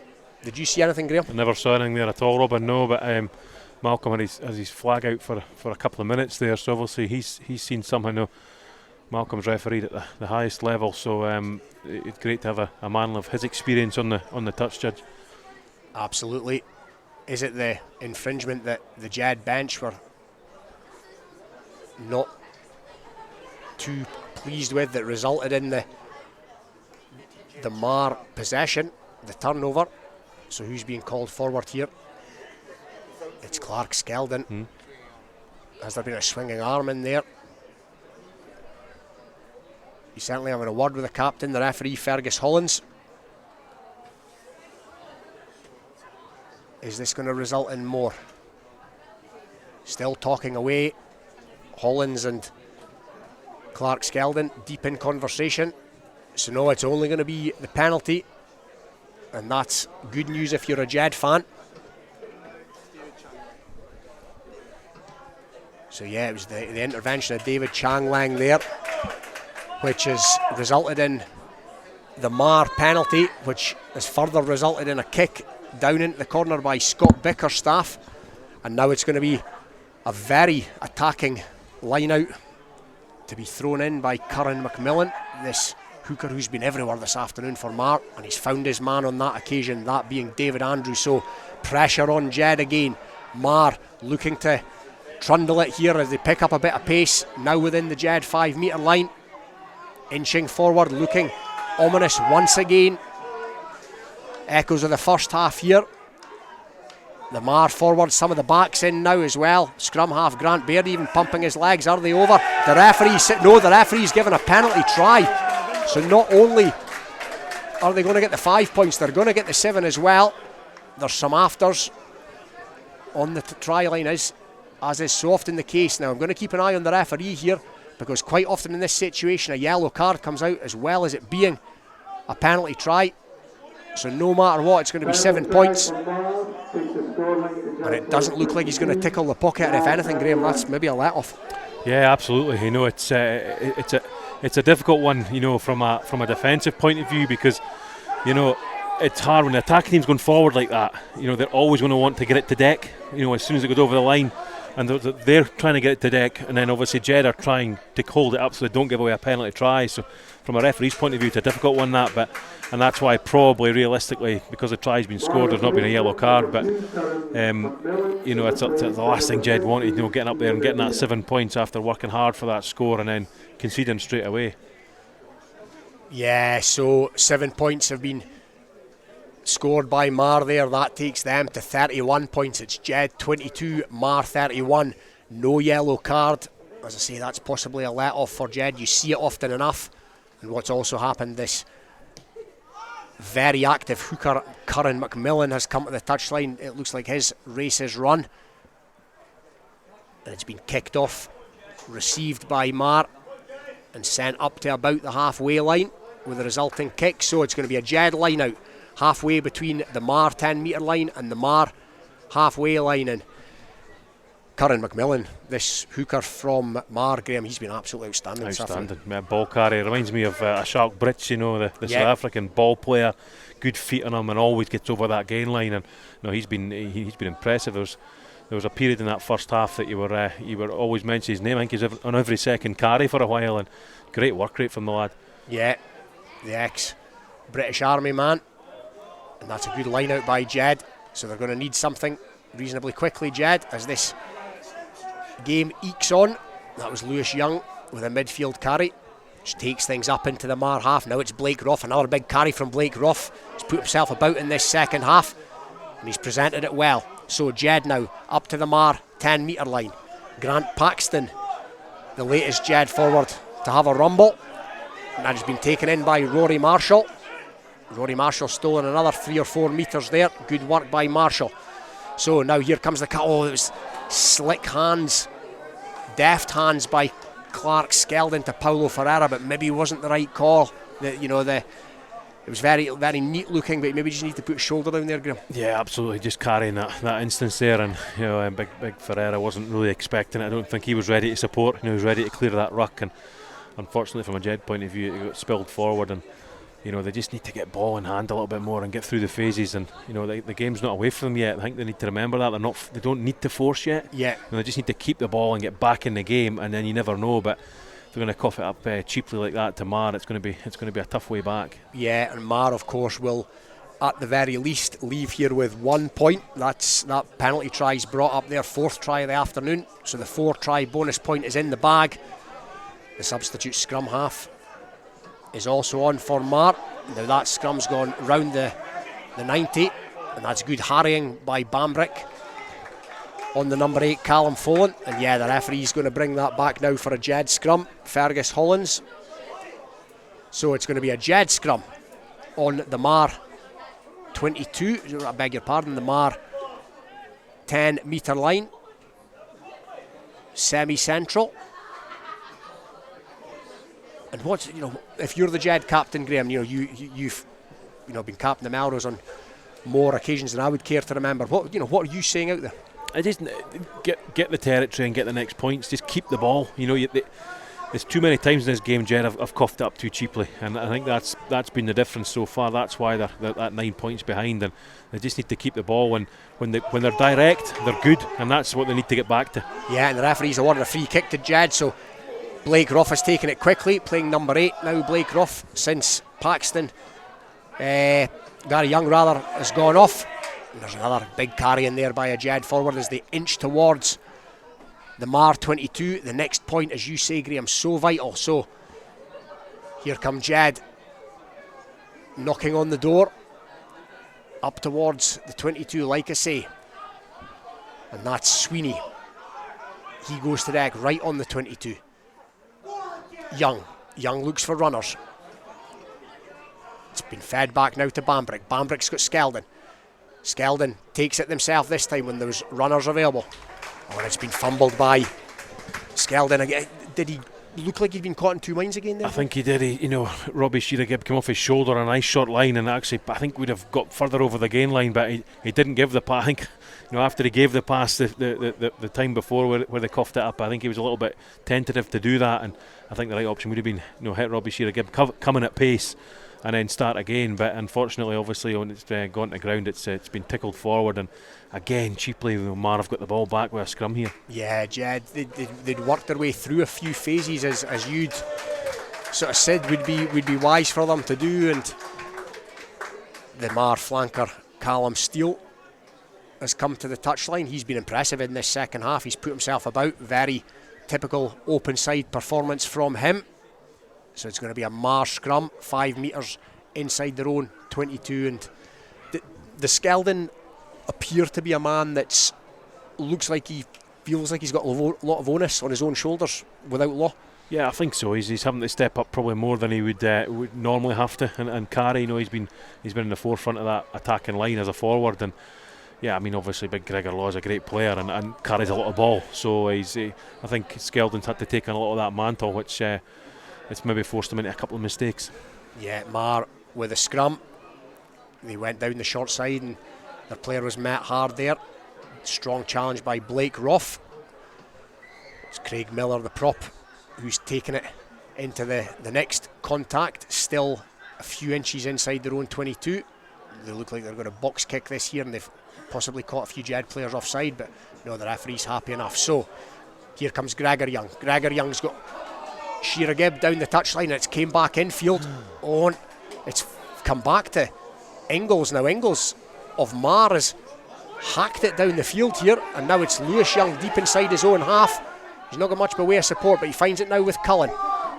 And Cullen's now nudged it down towards the 20. Oh, it's a great kick by Cullen, and Greg Montgomery, the fullback's done really well to keep that in play there in his own 22, but that's a good net gain for Jed. Eventually, the ball's come down here toward, and it was taken back in, says David Chang Lang. So Jed now with a bit of fortune, and it's going to be a Jed line out just inside the Marr 22, and 22 points to 31 down, Graham. They need something fairly quickly. Very quickly. I mean, I'm not sure exactly how long's left, but it's time is definitely running out for Jed, and they need to get someone in this next stage of the game. Yeah, even in the context of this, the overall season, if they get a 5-pointer here, Graham, it's their 4th of the day, and it would take them to within 7 points as well. So 2 points. Yeah, 2 points they would leave here with. Big few minutes coming up for this home side. Good line out taken in by Skeldon. As it inches forward, the rolling maul. Marr have managed to get the brakes on it by the looks of things. Oh, but there's a break down the near side, and Bambrick comes in field. Lovely play by Bambrick, and Bambrick is in. And just what we ordered, Graham, a 4th try, and Bambrick served us one up. No, absolutely brilliant play there for the little 9, and Finlay Scott had real control at the back of that rolling maul. It's the first time we've really taken it to them as a pack, in the rolling maul, and very effective, made 5 or 6 yards, and Finlay Scott knows when to break at the right time. He's a clever rugby player, as we've seen this afternoon already. That's his 2nd assist of the afternoon, and right at the right time, as we said. You have to score next, and it's 5 points, hopefully 7. Yeah, 27 points now to 31. Kick to come. 3 minutes, we are being told, remains. So Finlay Scott, the goal-kicking hooker, and the crowd will potentially tell you that he's been successful. So 29 points to 31. It's a 2-point ball game, and now penalties could be all important, Graham. Absolutely, and he wouldn't look past a young hooker there to slot it over if he gets the opportunity, but Jed just need to win this ball back for the kick-off and keep the ball and see what happens. 2.5 minutes to go. Yeah, and Jed will emerge from this with at least 2 points, which, as I say, in the context of the season could be massive. Taken in there cleanly. That was a great take under pressure by Clark Skeldon. A captain's play there, and he was hitting then. The Jed bench were suggesting he was hitting there. And Fergus Hollins and his assistant team now agree, so it's going to be a penalty to Jed on their own 10-metre line. Lewis Young has come forward to send it down the touchline, and he's put it up towards the 22. Good kick by Lewis Young, so it's going to be a Jed line out. And somebody's lit a fire under the crowd as well, Graham. It's absolutely what a difference, that little spark of that try. Quick try there, and the Jed crowd get behind them, and then silly play for the Marr winger there. Just don't touch the man in the air, especially the 2 points up. They just need to keep them up in Jed half. But Jed have a real chance here to go and win this game. Yeah, Finlay Scott so impressive this afternoon. Both hookers have been really impressive around the park. Scott now at the touchline looking to find his man, and he's found his man, Blake Ruff. So Jed looking to rumble this. The referee's arm has come out here. There's a penalty coming to Jed as they trundle forward. The rolling maul, at the very least there's a penalty coming here, but Jed looking for more, and it's that man Finlay Scott guiding proceedings. Now it's Bambrick out the back to Lewis Young. Here comes Mason Cullen. Now will space come up for Cullen. Cullen's got Robbie Shearer-Gibb. Robbie Shearer-Gibb, he's brilliantly tackled by Greg Montgomery. Jed's still in possession of Mason Cullen. Has a dart. He feeds out the back door. No, the referee's seen enough advantage, so we're going to come back for a penalty, Graham. He has to have a pop, Robin. He has to go for it. I'm just looking to see where the referee's going to plant his foot. 15 in on the 22. There can only be one option here, Graham, surely. Well, it's exactly where he just took the last conversion from and confidently struck it over, so he's going for post, Robin, so here we go. Oh, no two ways about it. So a potentially massive moment in the context of both these clubs' seasons here. If I'm looking at the next 5 games for Jed, they've got Curry, Hawick, Selkirk twice, and Glasgow Hawks away. Whereas, Marr have got Musselburgh, Edinburgh at home, then Heriots twice, and GHA at home. Jed have got the tougher run of fixtures. Marr will be looking to get back to the upper echelons of the table, the top 4. This is a potentially massive moment. Yeah, absolutely. And you look at how the second half's gone. Marr have had all the ball, and Jed have just managed to get it in at the right times. So here comes Finlay Scott. Crowd has fallen silent. Just about to begin his run up, Finlay Scott. He struck it well. The crowd are on their feet. The Jed players are jumping for joy. The referee blows his whistle, and out of nowhere, Jed have stolen a victory from the jaws of defeat. The crowd are going wild, the Jed players are going wild, and rightly so. Absolutely, great effort from Jed. I think that all comes back to the first 20 minutes of that second half. Defensive effort was absolutely superb from the Jed forwards, and to a man, all credit to them. They were losing Gregor Law before the game. They've come through here and fought till the end, and that's what you like to see for a Border club. Oh, absolutely. This place is in raptures. Alan Goodfellow, the ex-Jed coach, has made his way towards the touchline. Roy Laidlaw's on his feet. My word, what a finish. Oh, and there's some players having to be pulled apart here. Graham, what's happening here? They'll be better served just to walk away. I don't know if there's been a few verbals, but there's some handbags in there, as you tend to see nowadays. I don't see much by the way of what is Gordon Reid, I think. Gordon Reid potentially, and one of the young twins. Reid's right in there anyway. I don't know if there's been some verbals, but nonetheless, it is a famous Jed victory, a famous win here at Riverside Park, and a bonus point victory at that.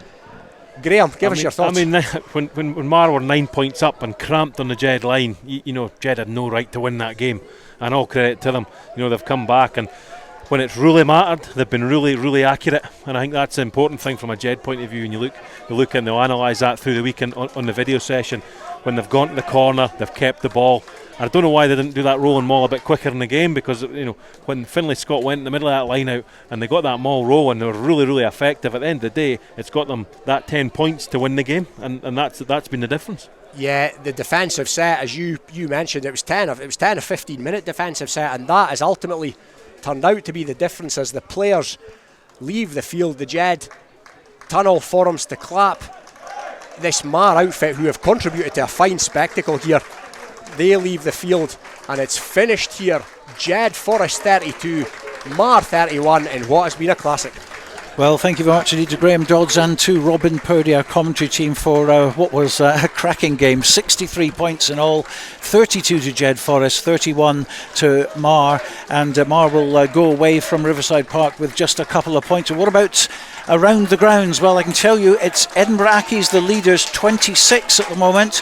Heriots Blues 29. So at the moment, Edinburgh Accies are going to go away from that game with just 1 point. And if that happens, in fact, yes, 26-29, they're still playing injury time there. The game at Mansfield Park is over. It's 29 points to Hawick, 12 to Glasgow Hawks, and Hawick getting all 5 points there with an Andrew Mitchell hat-trick and a Ross Graham try as well. So Hawick getting 5 points out of today, could well go top of the table. We've seen Jedforest beat Marr here by 32 points to 31.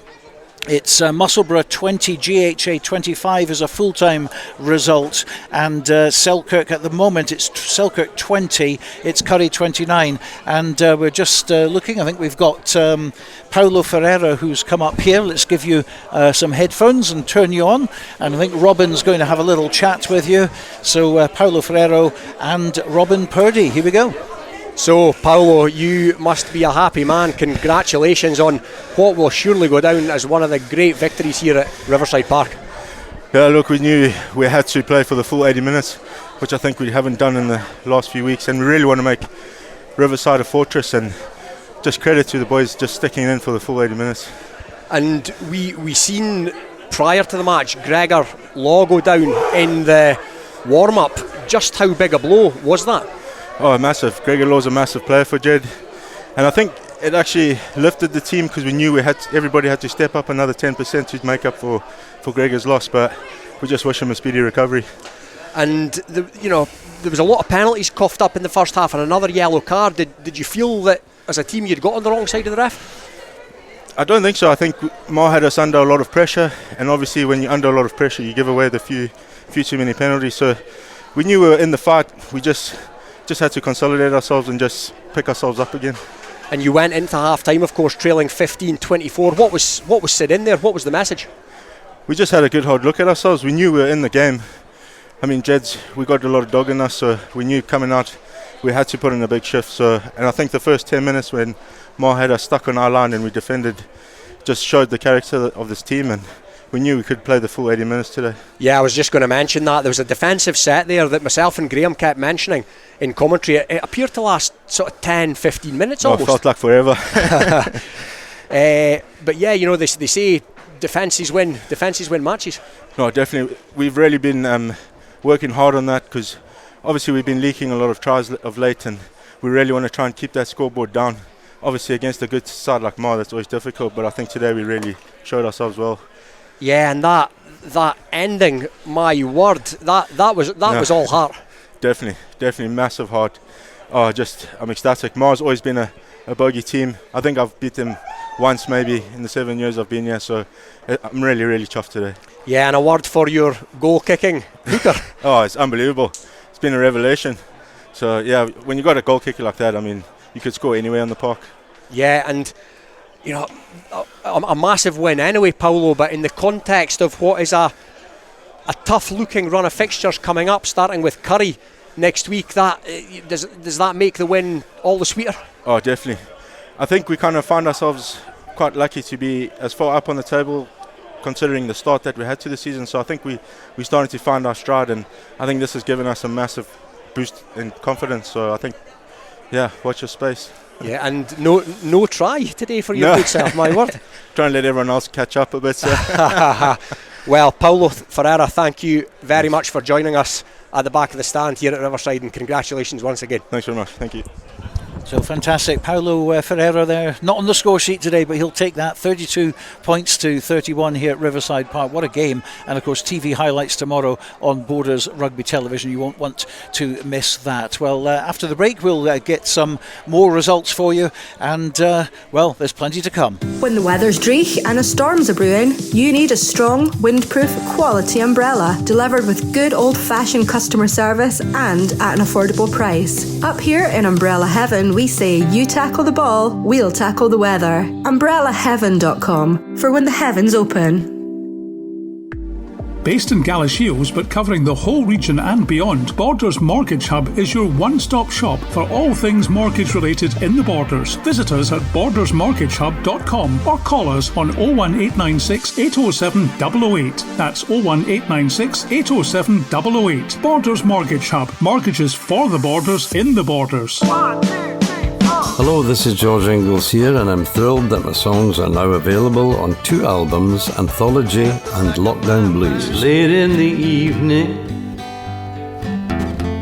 she's wondering what clothes to wear. Both available on iTunes to download and stream. I am the train, been gone since 69.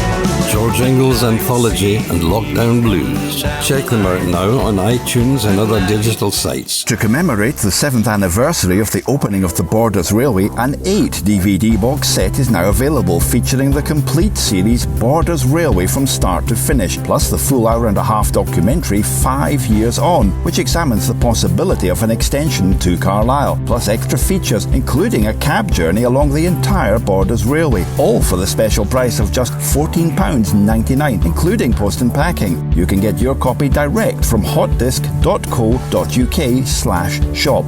That's hotdisc.co.uk/shop. The 8 DVD box set, the complete Borders Railway, is available now. Hi, Nicky Walker here, Curriculum Learning Manager for Sports and Outdoor Activities at Borders College. Have you ever considered turning your passion for sport into a rewarding career? If so, then why not get in touch at borderscollege.ac.uk/sport. Borders College, regionally focused, globally engaged. This is Borders Rugby Special on Borders Rugby Radio. Stuart Cameron and the team here at Riverside Park. Jedforest 32, Marr 31 is the final score. We can go to Mansfield Park now. Hoyk, we're taking on Glasgow Hawks. Here's Alan Lorimer. Final score at Mansfield Park is Hawick 29, Glasgow Hawks 12. Hawick had the game won at half-time when they led 19-7 with 2 tries from Andrew Mitchell and 1 from Ross Graham, and 2 conversions from Kirk Ford to a Stephen Leckie try for Glasgow Hawks, converted by fullback Liam Brims. Then, after the break, Hawick's brisk start allowed Mitchell to complete his hat-trick, giving the Greens their bonus point and Ford his 3rd conversion. Glasgow Hawks hit back with a Liam Brims try. Then in the last few minutes of the game, Kyle Brunton kicked a penalty, which proved to be the final point of a game which had somewhat fizzled out in the final 15 minutes. Final score at Mansfield Park, Hawick 29, Glasgow Hawks 12. And we're still waiting on the result from Rayburn Place. Embrack's 26, Heriots Blues 29 is the latest. If it stays like that, Hawick go top of the table this evening. Jedforest 32, Marr 31 here in an absolute classic. Musselburgh 20, remember they were 20 points to 3 up. They've lost the game. Musselburgh 20, GHA 25 and Selkirk 20. Curry 29 is still a latest score, waiting for that one to be confirmed. We can go into Division 2 at the moment. It's ended at Scremerston. A bonus point win for Berwick. Berwick 35, Kirkcaldy 19. Here's Mickey Yanotta. Berwick 35, Kirkcaldy 19. Berwick led 14-7 at half-time. They were forced to defend on their line for half of it, but broke with conviction on numerous occasions. It was a game of missed opportunities and some poor handling, but both looked to run the ball, and at times it was breathtaking. The visitors made it a 2-point game before Ryan Wilson's drive-in burst and Webster's conversion saw Berwick lead 21-12. More resolute defending before a superb individual try from James Thompson and the bonus point.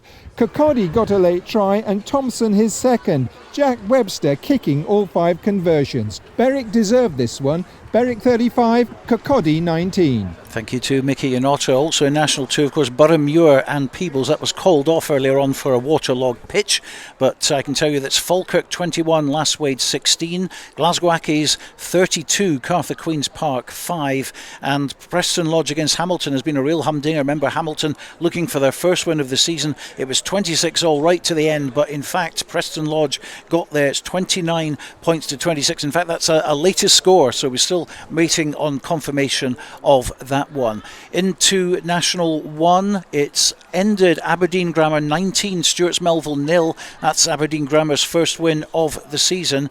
Bigger 15, Melrose 20. Melrose have won there. Dundee 22, Ayr 27. Ayr keeping up the pressure on the league leaders. GHK 22, Watsonians 19 is a full-time result. And bad news from the Borders.